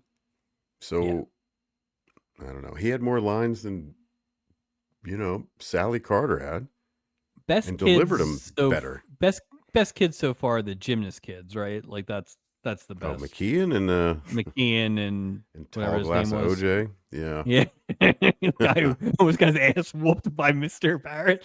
So, That guy rules. I can't wait to accidentally give that storyline like best storyline. I just Oh, enjoyed that's that funny. so There were so so many ridiculous. so many layers of nonsense with that thing. It was just So great. memorable. It's so memorable. It might just be like favorite moment. It might be one of those. It's like it wasn't actually good, but it was ridiculous. Well, So anytime you have a double blatantly doing things on a balance beam, and then all of a sudden I don't know what you're a talking about. spritz McKeon shows up to take the medal. Come on. Danny introduces the rest of the cast to Vicky, and then Hurley mentions that it's getting pretty late. Probably should hit the hay. Who is this guy? So okay, here's my question. Yeah. Is he doing this because he is a controlling a-hole, or is he doing this because he's trying to get rid of the kids so he can get into Madeline's trousers? I think it's a little from column A and a little from column B, to be honest with you. I think he is just kind of a dick, for lack of a better word. He's one of those kind of, but yeah, I mean, now maybe he's extra dickish because he's like, hey, scram, Danny, go study for your history exam while I go make out in this corner. The Ken Berry corner. The Ken Berry corner's still there. Yeah. Mr. Hurley does way more parenting to a stranger than Ken Berry did to his children. Good Lord. So can you imagine what his class was like if he's like this in these I actually sort can, of because I've had teachers like that. So really? I guess but I did well, so it didn't matter. Oh yeah, I was on the opposite end of that opposite end of that spectrum. So yeah, I'm the complete opposite. All right. So was there a rattlesnake in your history book, Mike? Oh, that's funny. As Danny heads out, he tells Vicky to remind him to tell her the story of when Mr. Hurley poisoned his ding-dongs, which should be a crime, I think. There's your I don't there's know your out, Danny. Have this man arrested. Call the authorities. Come on. Call Go Fogler. to the gift shop. You can get a twofer. No kidding. I'm sure there's a reward and they'll send help. It's $2,000. Stephanie steps away from the dinner table. Doc asks Steubing what he thinks of all this, and that is he doing the right thing. Okay, so we then get a lot of Gavin MacLeod double talk bits. Hold on a second here. Let me. Okay. Go ahead. This is where my support ends for him. Go ahead. Yeah. So it's a lot of double talk, which ends with a bit about how every time that Steubing was positive about something, he always ended up dead wrong. Oh, yeah. So then, and it's a lot of back and forth to get there. Like, it's just a lot of the only thing I'm sure about is when I'm sure I'm not right. That kind of stuff and all that stuff. Are you sure? No. Well, then. Right. Like very who's on first? 30s. Yeah, exactly. But that only applies to Steubing's life, not Doc's, and that's kind of his advice. Well, Stephanie's not exactly back. Captainly advice, It's terrible. He must have been like sucks. shooting a movie this week or something. Yeah, he was not. He was in and out, so I don't even think he was aware of the storylines he was participating in. Like, he just felt completely checked out all week, or all episode, I should say. Maybe we're gonna get like a heavy flashback episode, and he was there. He was out filming on location or something like that. He was up for that Rambo part in First Blood. Was he Art Galt? No, he was Rambo. He was Rambo. Oh, yeah. Wow. Mm-hmm. He played Troutman. Imagine him as Troutman, but it's Captain Troutman. That would have been a much different movie. Shows up with his white knee socks. He eat things to make a billy goat puke with his long white shorts. I remember on D-Day. So. Stephanie's back, and these two are cutting a rug like aggressively. Yeah. Isaac asks Steubing what he thinks about the whole thing, and Meryl's like, "Well, as they always say, it's always nice looking at a divorced couple who are actually married, acting like a couple of single folks." So I thought that was. Listen, he It's didn't have much to comedic do. double talk. It's fine. Right. It was It's fine. like here, do the. He's good. He's good at comedy. Gab McLeod. I know you don't think he's a person. No, I no, know you no. think Steubing is, but Steubing's he's good. Steubing's funny sometimes. I agree. We need to watch a Mary Tyler Moore episode just so you can be completely confused about what's happening. Like, who is this imposter? Yeah. On the deck, here we go. Hurley and Madeline are talking about their marvelous time they had tonight. They both did. And smooches are on deck. Flowing. Jeez. Hurley says that he hopes Danny's trip isn't ruined by all this. And, he says that the mom says, Madeline says it's hard, obviously, because, he's failing your class. It's obviously weird. Right. And then, John Hurley stops holding back and starts becoming Kurt Stansel. Like if he just ripped his mask off like a Scooby-Doo, like it would have been pretty It'd be funny for him to rip the mask off and it's his face underneath the face he just ripped off. He's like, it's still me, damn it. But it's like this. It's like the wide collar. It's the Stansel outfit. That's his whole kit. Yeah. So, he starts off nice saying, Danny could be a good student if he applied himself. He's, smart kid or whatever. Then that's fine. He's not across the line yet. Like that's a fine statement. But he doesn't apply himself. Right. He's lazy. Maybe a little bit spoiled. Getting a little worse. Madeline's like, the divorce was hard and, he does the best he can. But you know what? He's using it as a crutch. Jesus. The dam is broken now. By the way, you should be a little harder on him. Oh. You're a little too permissive. You're kind of letting him get away with murder. Wait, permissive word. That stings. Seriously. And he said, good Lord. Madeline tells John to stick it in his textbooks and leave the parenting to the parents. No kidding. A quick smackdown. And well-deserved, too. What this guy did? What is he doing? What is he doing? He is who he is. You knew who he was when you met him. Yeah, I mean, come on. You're not surprised. Back in season 1, you knew who he was. Yeah. Oh, God. All right. Buddy slips back into his cabin to find a very angry Gene who has been waiting for him for 2 hours. You'll never guess where he was, Mike. No, reading. Not gambling. He's not gambling. He's looking for Benny Carter because he wants to apologize for that ridiculous travesty he did in stealing that poor man's coat. Ridiculous. Oh, that's nice. Somehow this works. I don't know how this works. It's like, oh, I get it. That makes Buttons sense. Is pretty clever. Yeah. Smash cut to the Carter's room where they are both realizing that the money was actually belongs to Buddy Redman and that they have to give it back. Sonny Bono wants to sleep on it though, Mike. I think he literally wants to sleep on it, like on the money. Yeah, like the lady in the other episode.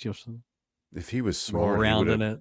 Let her fall asleep. Hit that lifeboat, Sonny. That's your only chance here. Like, oh, he's leaving the wife? I mean, what's this guy gonna do? She's not gonna go to jail. She didn't do anything wrong. I like the live in Mexico thing. That's what I thought. Yeah, but at the same time, he doesn't want her to get hung up.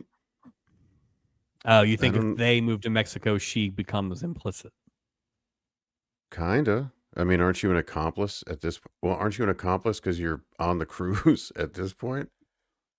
Like you're the beneficiary of the.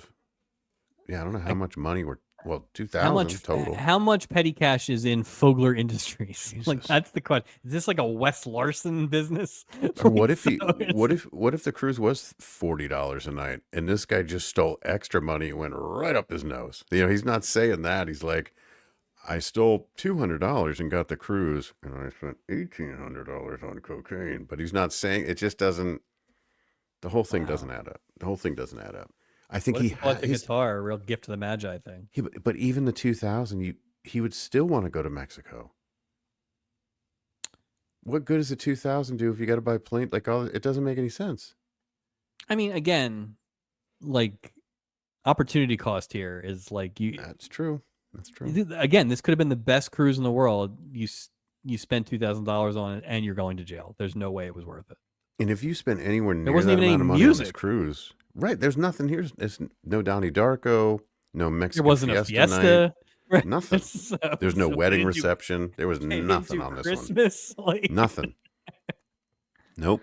oh God. It was a bare bones crew. I mean, bare bones cruise, right? We didn't see a Yes. captain's table. We saw one dinner scene. Like it was, they didn't have time. Yeah. No, it was. Yeah. Well, everybody's going on Christmas fake, except Yeah, that's true. the actual writers. Yeah. Doc and Stephanie are cheersing to their imminent divorce. Then they start toasting to all those bad habits that used to drive each other crazy. Stephanie boy. used to brush or has to brush her hair 200 times before going to bed, while think her Doc hair would wears be- his socks to sleep. You'd think her hair would be longer for brushing it 200 times, you know? Well, maybe it was longer, and if she brushed it out. Oh, she did it for time's 200 sake, times a night, just to I don't cut know. it short. She took on a No, second I'm saying job. She didn't have to. she brushes very hard, like that. All those brushes just knock Oh, it out. I see. Just yanks them out. I don't know. Yeah, that's a good point. I That's a don't- lot of brushing. I don't know. We should probably get a brush expert. It does seem like a lot. It does. All right. So all this, of course, leads to the two of them smooching, little husband and wife smooching. In fact, That's right. Send Nothing us- wrong with that. send us to commercial for the end of Act 2. Quick Act 2. Quick. Yeah, I don't know where this. I don't know where this piles up at some point. I guess it has to, but we start Act. Yeah. We start Act 3 for the third week in a row. We are post coitus. You know what that means. Doc is in bed with Stephanie and asks if last night was a mistake, which leads to Stephanie mentioning kids. Doc with maybe the best line of the season. Let's not start something this morning that we'll have to fight over custody about this afternoon. That is one of the great lines. Pew, pew, pew. Yeah, that was a And solid. For all the divorced old white men that write this show, that is absolutely something somebody said to somebody. So they're like, wait till you hear him deliver this one. Yeah. Yep. Good line. Waiting this one for you. He calls his ex-wife. He's like, listen, make sure you watched Act 3 tonight. So it's the last episode. One of the last episodes of 1979. Come on. That's I right. love No, that, it's yeah. not a Christmas episode. No, of course not. Stephanie quickly puts on the good moves. Doc has no defense against her. Within minutes, he's offering $500 in child support, which apparently was more or as much as he gave Stephanie to Samantha to run. I have Stephanie in here the entire time. It's Samantha. I'm so beaten down by the Stephanie name in the show. Samantha says that you gave me that much to run the house. So Doc, I guess, just gave her $500 a week allowance. Is that what that was? It's pretty nice. And, I would think early 70s, mid 70s. Yeah. The other thing, too, do you see what they're wearing, Mike? They're splitting pajamas. That's your thing. The classic. I left it for you. It's the classic. That's when you know something happened. When you're sharing pajamas. Made me smile. I mean, was there a question if something happened? No. Nope. If there was ever a question, I just look at the wardrobe and go, exactly. I know what happened. Doc defends the amount of money because he wants his firstborn son to attend Harvard Law School. Yeah, So this took a weird. He doesn't want to yeah, talk about that. What are we doing? yeah, that was odd. And again, this is where it's like it was fine, but like Kind Doc of has lost its way. Doc has great chemistry with everybody, and they had decent chemistry, but I just didn't care in the way I I didn't usually either. care with the Doc storyline. So, And I don't think it was him. but I don't know that I she do. did anything wrong either. I just think it was kind of like you knew exactly where this was going the whole time. I I, mean, you know, I think so he's had stronger female leads in the past, and I would think that the lead in this position being 2 of 4 would be a bit of a, somebody you would feel that chemistry with him more than we did with her. No offense, because I mean, God, they might have just met and had a quick Vegas wedding. Maybe that's what yeah. they were trying to. I don't know. I'd like to see her in the next time to kind of make a better judgment Yeah, on I that agree. actually. I But agree. I'm gonna lay it at the foot of just kind of like a pretty paint by numbers storyline. So, Yeah, but that's Doc, fair. but to your point, Doc has made meals out of worse. Oh, You know, 100%, so 100%. yeah. All right. Buddy tells Gene that he's going to try and track down the Carters to apologize.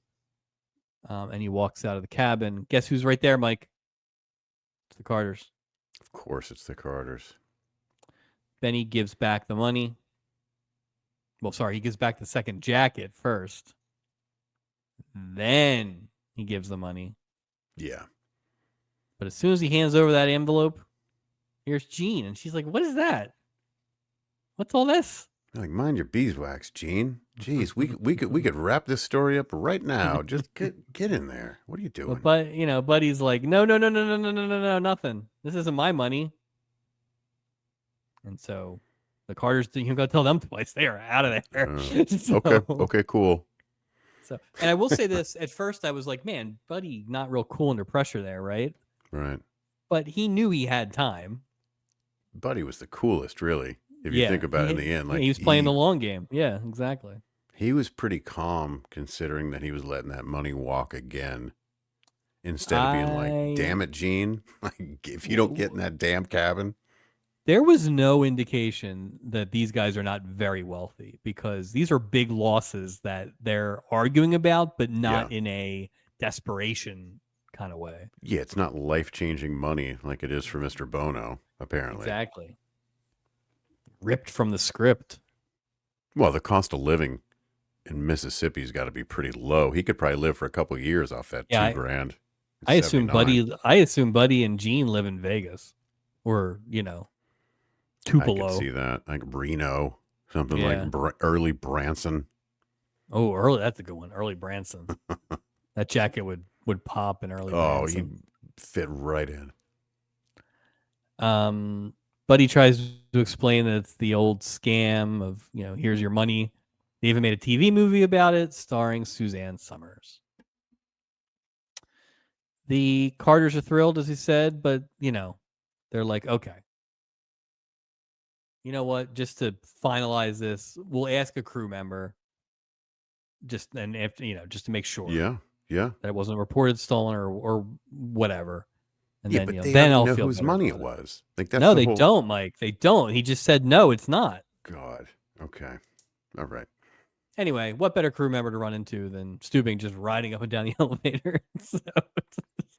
Just eating paint chips, just wandering the halls. And they're like, "Hey, Captain, we have a question. If something valuable gets lost, like a ring or cash, what would happen?" And they, "Oh, it would be reported, and we would find it. Matter of fact, we found one last year." And that's enough for the Carters. They're like, "Congratulations," and they run off the elevator. Stubing has no idea what's going Why on. wouldn't Steuben go, why? He didn't even ask a question. Because it hasn't been reported, I guess. Not even did you lose something? Did you find something? Like nothing. I guess this is the next morning, so maybe this is going to interfere with breakfast, and that's where he's going, so. What am I thinking? I'm thinking that Stubing has any sort of responsibility to any passenger on this ship other than the captain's table. That's on me. I think he's actually running the elevator this week. So, That's it. which floor? That's just his pushy way to invite people to dinner. Oh, hello. Or First he's got a 5 aboard get dinner with him tonight. he's got a Jeez. little he's got a little table in the corner of the elevator. That'd be funny if they moved the captain's table in the elevator. Oh, that'd They be move so it. sad. They That's move it like everywhere else. It's like old Virgil outside of like wrestling conventions and him outside. It's gonna be Sad. like Lady and the Tramp. They're gonna have it in the alley by the end of the show. Poor Stewie. Madeline greets Danny at the pool. This is where Danny's like, "You were out late last night," which is just a conversation you never want to have with your 12-year-old kid, probably. Yeah, that's a little. Before Danny could protest too much, Madeline says that turns out Mr. Hurley, huge creep. And you won't be seeing much of him anymore. Don't worry about it. Then Madeline kind of gives Hurley the ice from across the pool. Puts on her sunglasses like David Caruso. Can't see me now. Nope, I'm invisible. And she heads out. Danny fills Vicky in on the latest. And she points out that this might not be the win that you think it is, because having the teacher date your mom would theoretically make the teacher more lenient on you. Brilliant. Brilliant. Danny's From the person who doesn't attend public school. Sure. That's brilliant, Vicky. We still do not know what her schooling is. Nope. I mean, this is only a weekend cruise. She's studying shipwrecks. Apparently. Yeah, weekend cruise. This is a little different. But again, where does she live? I would like a couple sentences, not go do your homework, but like some explanation of what the plan is here. So, well, is she legally adopted by him? Like how does this whole work? Does he? I mean, not that it doesn't turn into like a legal show, but how does that work? Well, how did they leave it? Because it was like they just left her on the boat. There's no paperwork.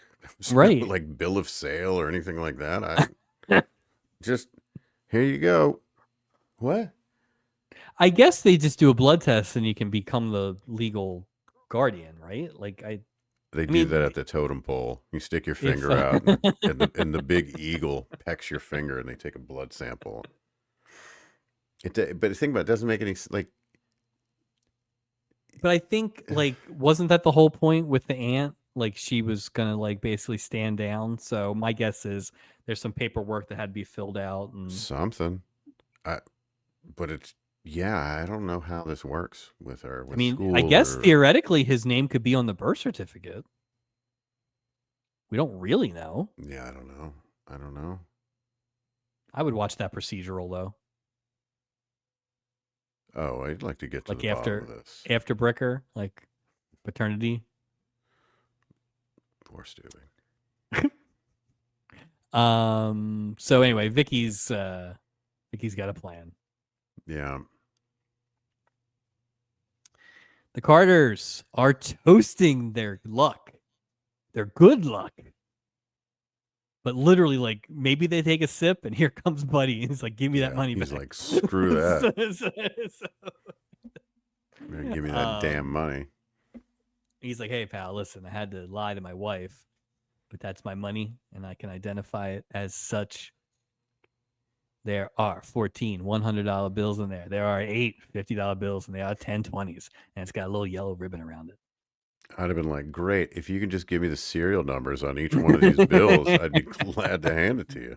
Well, the joke's on you. There's only $4 in here. So. Right. Then this is definitely not your money. And then Sally hits him with a guitar like Jeff Jarrett or something. Or just spend one of the 20s and be like, that's not the right amount. I'm sorry. Nope, it's not your money. What? Go to the purser. Change that all out. I'm sorry. This is 2001s. So. Put it in 5s.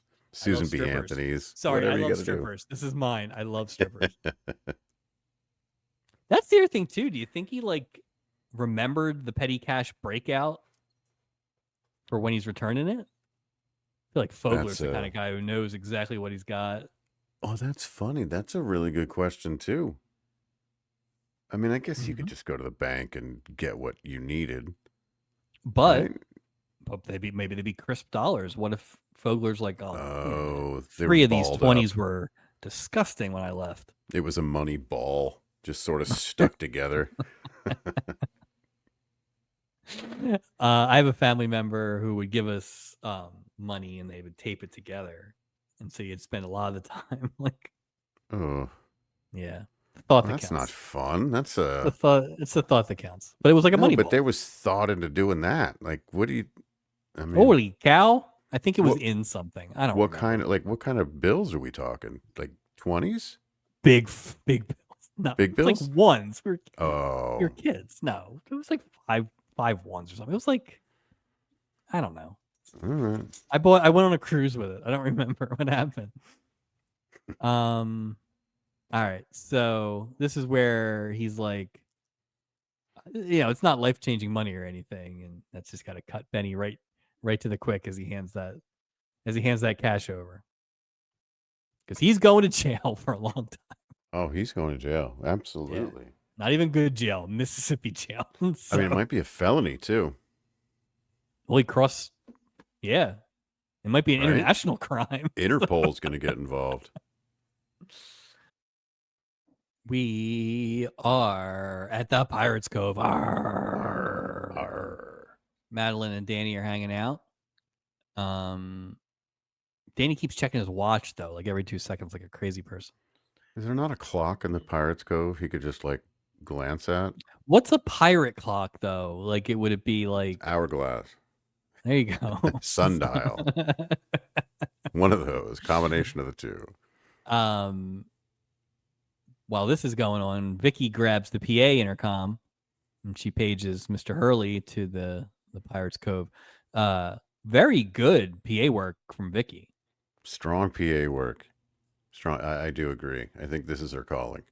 Because last time we saw, Julie had it upside down, and She's talking to you. Isaac was pretty bad It's bad. with it. So yeah, she's top. She might be top PA person at this Well, I point. mean, her dad is a ship's captain. Just That's comes, true. he's great. He loves announcements. He does love announcements. So Hurley shows up and he introduces himself to Isaac, and there's just like this great awkward pause where they don't really know why they're talking to each other. Isaac introduces himself, and then Hurley mentions that he was paged. Mm. Luckily, Danny hung around just long enough so he could run into them and point out to his mom, "Hey, there's Mr. Hurley." And it looks like that plan's going to work, Mike. No. No. Mm-mm. But Nope. Good try. Madeline's like, "Sit down, suckers." Just leaves like immediately. Yeah. Hurley No. tried this time and he got nothing. So Nope. a quick Goodbye. shot down, a quick offer. Hey, a So quick exit from the Pirates Cove too. Not much, not much action in no. the old cove this week. Well, did the Buttons Bono redemption take place in the Cove, or was that a different bar? Mm. Isaac was bartending. I can't remember if he was wearing Oh, the you owl know outfit what? or Because not, he though. I was think it at was the the Cove. booth. Yeah, It was because he was at yeah. that booth next to them, and when he But in overheard like fairness, the it's whole, like yeah, they. To be fair, they've been using the Cove a lot, but not in like a pirate sense. Like if Isaac wasn't dressed up, you wouldn't know anything. yeah. But I think they're expanding ever since they put that piano in there. All right, here we go. It's your scene. Coffee time on the deck in the bright outdoors with Merrill and Doc. As the captain asks if these two crazy kids are really, really going to get a divorce. Oh my God. Maybe we're in love. That was such a great Doc Oh, line. and that green screen. I am Yeah. not in love with early green screen work. It looks awful.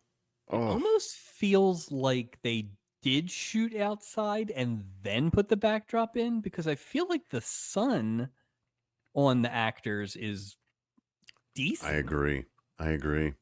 So it's I almost like felt they intended to do one thing and then had to do both or something. But it's almost like it was shot like that Batman the TV show, but like the TV movie version of that show when he's on that buoy. Like everything just it looks off just a bit. yeah, it had an odd Weird. coloring to it. Yeah, no, I Yeah, it agree. was. They So, didn't figure this out. um, we get a lot of great Doc and Steubing kind of back and forth. This is another kind of double talk situation. So, like I said, it's kind of a rare, just straight up comedy opportunity for McLeod. So I actually did like that a little bit.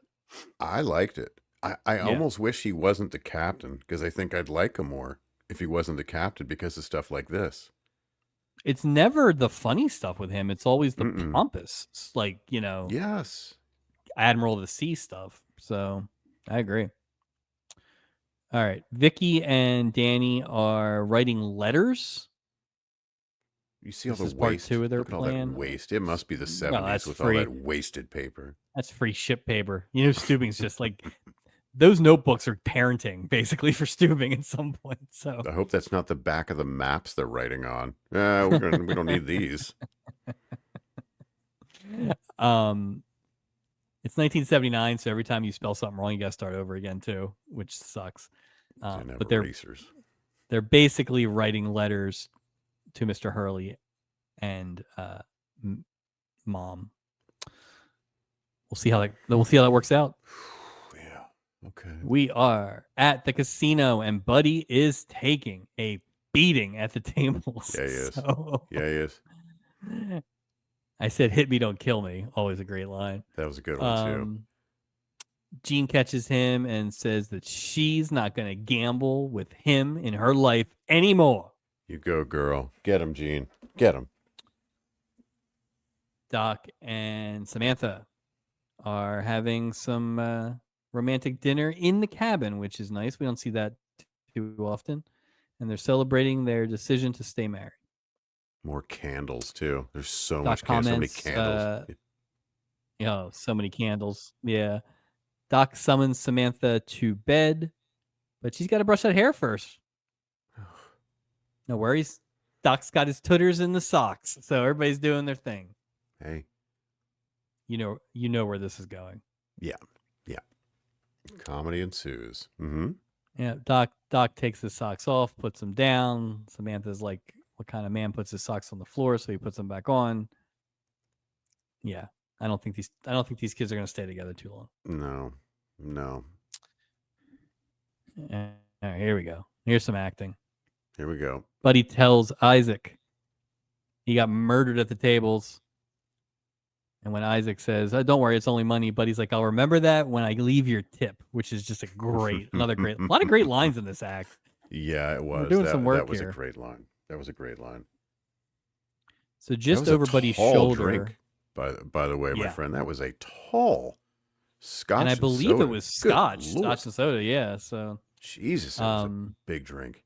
Well, it's a weekend cruise. Plus, they gotta get rid of all that. Jeez, all the Scotch must go. It had an expiration date, apparently. What was the stuff last week? They had 16 gallons of it, sangria. Oh, So sangria. I'm surprised it wasn't It's really Scotch and sangria. Sangria and soda.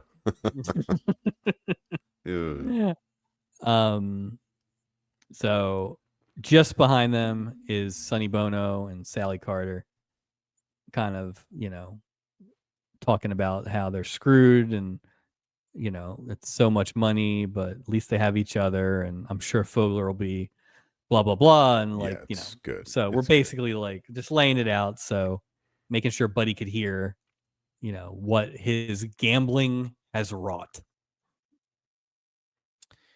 Act 4, Hurley. Go ahead. You'd think, Mike, that he would see them sitting there and not want to sit anywhere near those people. Yeah. Well, he's drunk on that giant scotch. So. No kidding. Huge, like 40-ounce scotch. And 40 ounce, yes, like good malt Lord. Scotch. It's a hell of a drink to order. Hurley and Madeline run into each other and apologize for the way they've been behaving. They quickly realize that neither of them actually wrote those notes and that we're in the middle of another parent trap. Wouldn't Mr. Hurley's not, they're not too bright then. Mr. Hurley, like, I'm this hard-ass teacher, And yet I don't recognize the handwriting of a 14-year-old, even though I deal with them all the time. Okay. I'll suspend Mike, disbelief. maybe they wanted to be fooled. That's a good point. That's a good point. Love finds a way. Yeah. That's a good point. We have hot purser action. Let's go for his cash and a check from Buddy Redman. But you know who sees this? Jean. She's coming right down the steps. Every time Buddy grabs some sort of gambling money, it's like when anyone else makes out on the deck. It's just like Jean is always there. She just So, omnipresent Gene. Good Lord. Poor yep. Buddy. He's got a lot to deal with Gene. No wonder he gambles. He just wants a... All right. Jean sees this and assumes it's more gambling, but Buddy's like, hold it, hang on. Only gambling one more time and never again. What was that? He's just... What a line. I'm only going to gamble one more time. All right. Merry Christmas. Mike, you got to know when to hold them. We just saw that he does not know when to hold them No, at the he table. definitely doesn't know when to walk away. Mm-mm. So it would be great if he was like, screw it, and he just runs in with the cash. He's just like, put it all on, just end it. Buddy's sad. You know, hopefully his wife doesn't say much because she's a bad actress, but she won an Academy Award somehow. Disrupts the whole... nominated. She didn't win. They came to their senses before that. Oh, I feel better about that now. Okay. Benny walks in and Buddy quickly runs over to him and he's like, I assume he had this story in the holster, but it was pretty quick. Where he Very basically quick. said, he's basically, hey, I've been looking for you. You're my good luck charm. I had the best night of my life, made a killing. And it's all because you gave that money back. And so, you know, I'm going to pass that good luck on. Here's some money. And Sonny Bono's like, no, sorry. No. He's like, hey. Which he wouldn't. He'd be like, okay. No. He'd be like, thanks. Yeah, no, not that. Not the thing that could possibly keep me out of jail. Buddy's like, you know, don't ruin my luck. Like you're being a mush if you don't take this money. He gives it to Sally, and luckily she doesn't fight back too much either in song or otherwise. Yeah. And so they take the money and they kind of walk off. And Buttons has a whole thing about how he's like, I'm betting on you guys. You're gonna make it. This kind of stuff. And again, this is where if it was a Christmas thing, I liked absolutely. This is where a little soft Christmas music in the background, a tree in the back. You could have focused on like a light or something. You like hear little sleigh bells, just a little low. Yeah, you know, yeah. It would have been good. Wait, it's snowing, and we're in Mexico. Do some bit about, hey, Santa came early this year or something. I mean, just it's sitting right. It's there. So easy, and it was the perfect. I think he was the perfect actor, like in this role. Absolutely, he was so good. It was right there for the taking. I think one of the reasons I like that storyline so much is because I think in my head I was making it a Christmas storyline. Honestly, so I don't disagree. It had that good feel. I'm only gambling one more time. Like all these things that get you in the feels. Right. Bravo.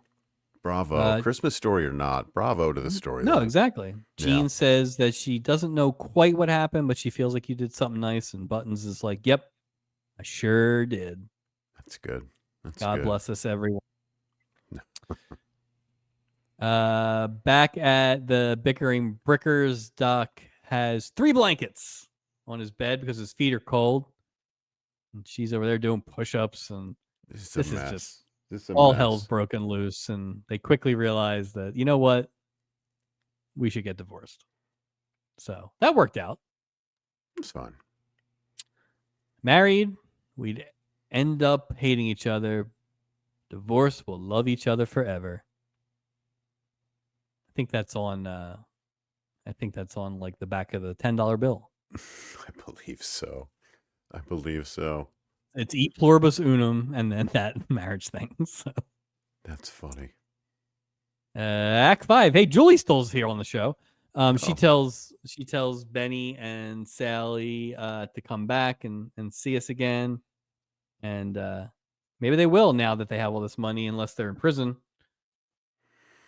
Mr. Fogler has anything to say about it.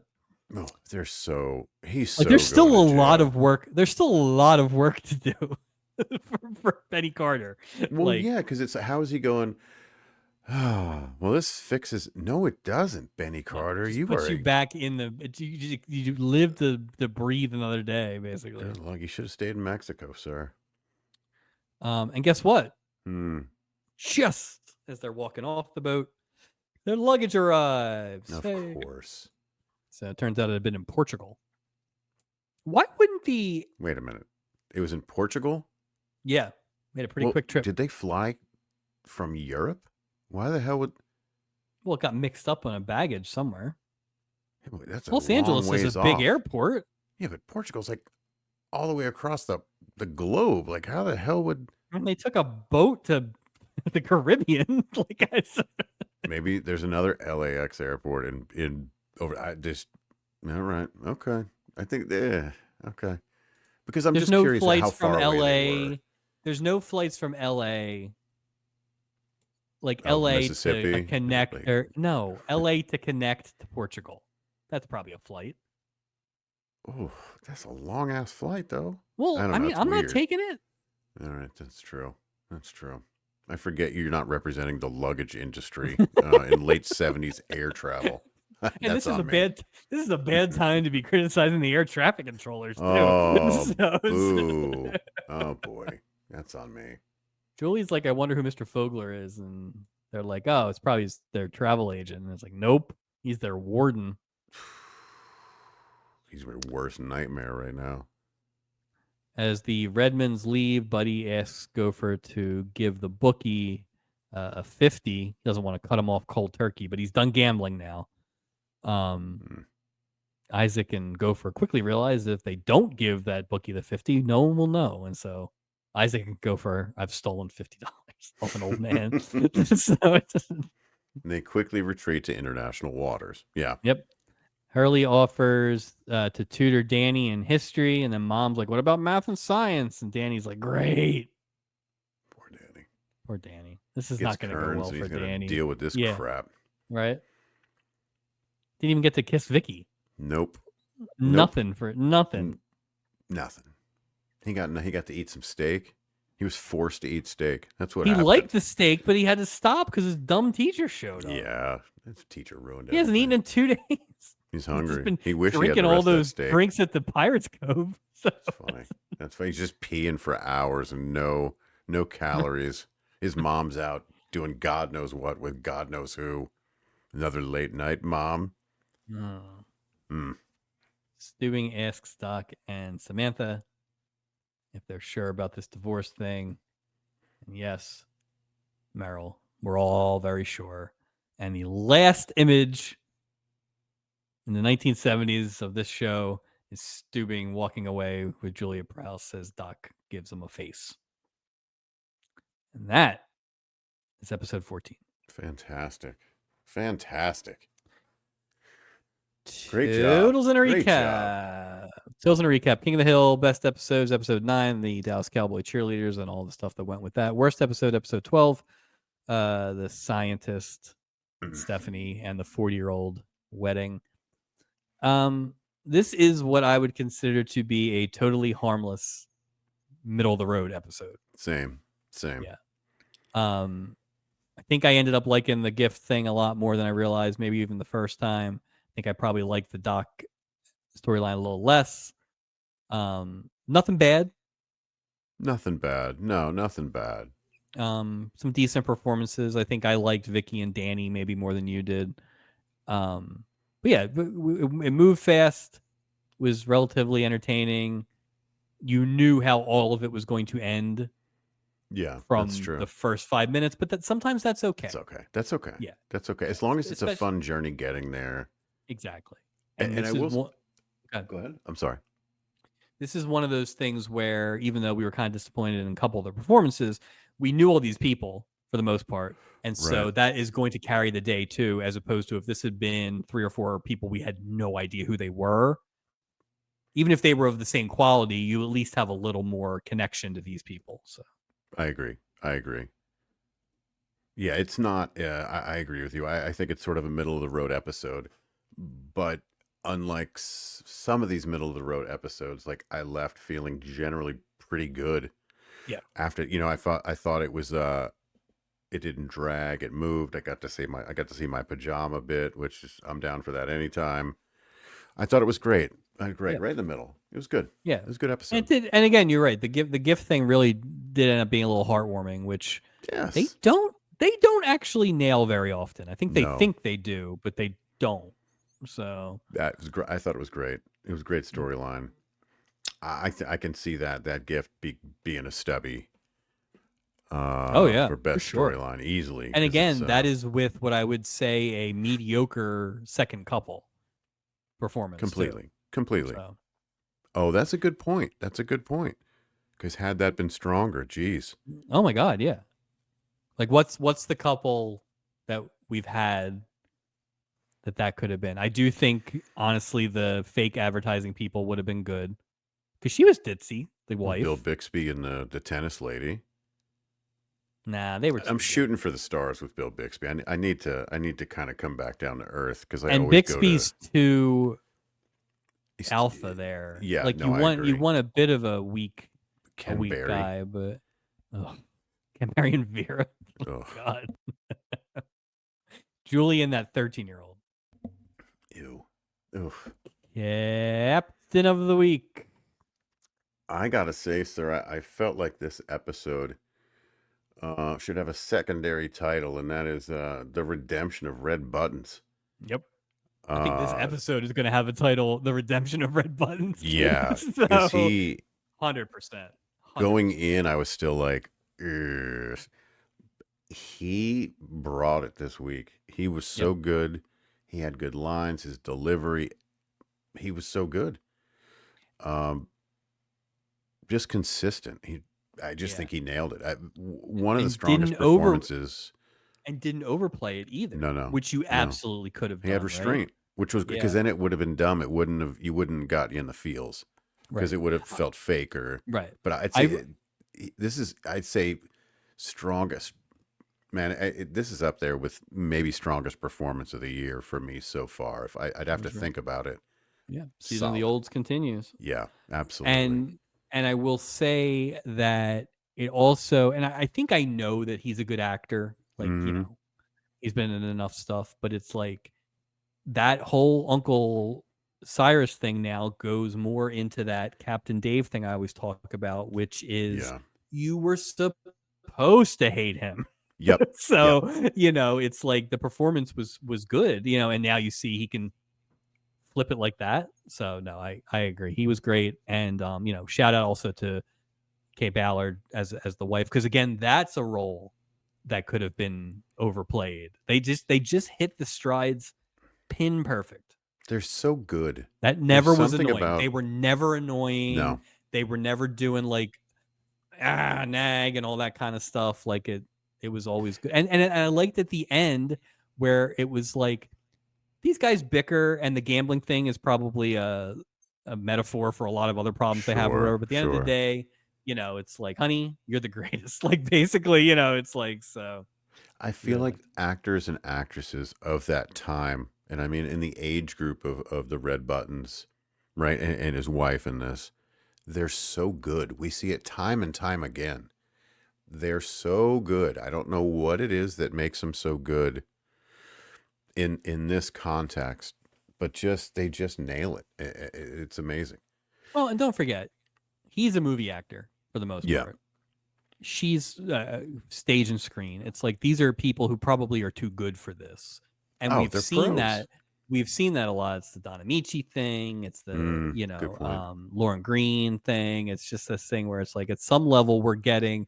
It's weird that it's almost exclusively been older actors Right.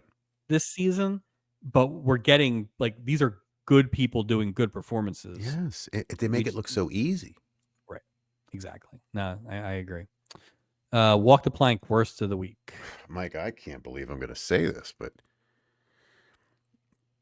uh, it's got to be Benny Carter. Yeah. I don't know Yep. how. Nah, I have it too. Very disappointing. But it's not even like I just don't like the character of Benny Carter. Sonny Bono, there's some fell in this performance. There No, was there no is, oomph. But I mean, some of it I get was purposeful but to not a make him lot. seem Not meek. It was all too of it. much. I wanted Not him. all of it. They should have made him a little more shysterich and a little less like meek. You know what I mean? Yeah, meek was the wrong thing because a meek person wouldn't He wouldn't do steal the that. money. Right. Right. Right. Or she should have been more demand. Like it just wouldn't have happened, right? Like it was a leap to No. get there, and then so no, I was disappointed too. I was not expecting him to hit it out of the park, but if you had just given me the first episode he was in level, Right. that would have been fine. Yeah, they kind of missed there, which is surprising, but Well, plus that's the thing. he was so meek that I'm like, what woman is going to be with him? He was so Yeah. whiny and so beat down and terrible character. But But if I he had just played it like Phil Backstrom, it would have been yes, fine. Honestly, it would have been fine because it almost would have been like if you had played it as though he made a mistake and it snowballed on him, right? right. And it was like that thing where I didn't steal it from the petty cash. I was taking that night's deposit out, and I thought about you, and blah blah blah. It's like you could have gotten there a little easier. Well, So either do that or make him like straight up repo man. Like make him just this criminal sort of guy that yeah, but then you wouldn't have ends up felt the falling on his feet. heartwarm at the. No, then you You wouldn't wouldn't have felt feel the for him. heartwarming at the end. You're This right. is You're right. this is also the problem, honestly, with the storyline being like the best storyline is Yeah. that there are some logic gaps in that first part. To But your if you point, change some of after those we get things, past that, it's yeah, fine. yeah, But yeah. no, I agree with Sonny Bono. I also will say I'm not killing him, but like I said, probably the most disappointing doc and a lady. If you don't count the doctor one, which was not romantic, No, I would say that was one of the more disappointing doc and a lady storylines for whatever I reason. agree. I agree. I think he was definitely the storyline was definitely right behind Benny Carter if there was, on that plank walk. So, yeah, I agree. All right, that is totals and recap for this week. Plugs, hitting season Patreon, absolutely hammered. This is the Phillies podcast you need. Grab your bat, your cap, and your Phillies pride. Crack open a beer. Enjoy weekly Phillies happy hour with Chris Jones, Justin Clue, and our very own Mike Robertson. Check out Absolutely Hammered on the Hitting Season Patreon. You can find us everywhere and anywhere you find your audio podcast. Please hit that subscribe button and leave a review. It really helps. Also, check out our video podcast on YouTube. Also, if you could subscribe and leave a review, that'd be great. You can also find us on Instagram and Facebook. Look for weekly reels and updates. Mike, it's time to check the old mailbag. Mailbag. Ding, ding. And we do. We have an email from one of our favorite guests. Our good friend Marianne from Lockwood has reached out to us again, gave us some info about Alan Hale. Alan Hale Jr.'s father was a well-known character actor in the 30s and 40s. Probably his best-known acting role would have been as Little John in the 1930 Errol Flynn Adventures of Robin Hood. Actually, that's my favorite Robin Hood. Not Kevin Costner. No. Ooh. I heard Alan Hale Jr. absolutely loved his character, the Skipper, and until he died, would go out in his skipper hat and sign autographs for anyone that remembered him. Sounded like a really nice guy. Always great to hear from superfan Marianne. Thank you, Marianne. You can email us at loveboatproject@gmail.com. We'd love to hear from you. I did look ahead, Mike, next episode. I don't know much, so I am curious to hear. Well, I don't know much, but what I know is math, Mike. And we're about to do a little math together. Next episode is the return of April Lopez. Coochie coochie. This is going to be her third of 9 appearances as April Lopez on the boat. This time, she's bringing her much older man with her. What's that? How much older, Mike? Well, here's the math. He was born in 1919. She was born in 1951. So on the air date, he was 61. She was 29. Wow. Yikes. More than twice her age. Three That's times or, well, more than no, twice her what? age. Yeah, No, yeah. three Here, times. what She'd am I be on doing? I 90. introduced, I'm holding a calculator in my hand. What am I doing? See, I clearly did not do well in school. Have you heard about Arrested Development? Oh Have you heard no. about this show?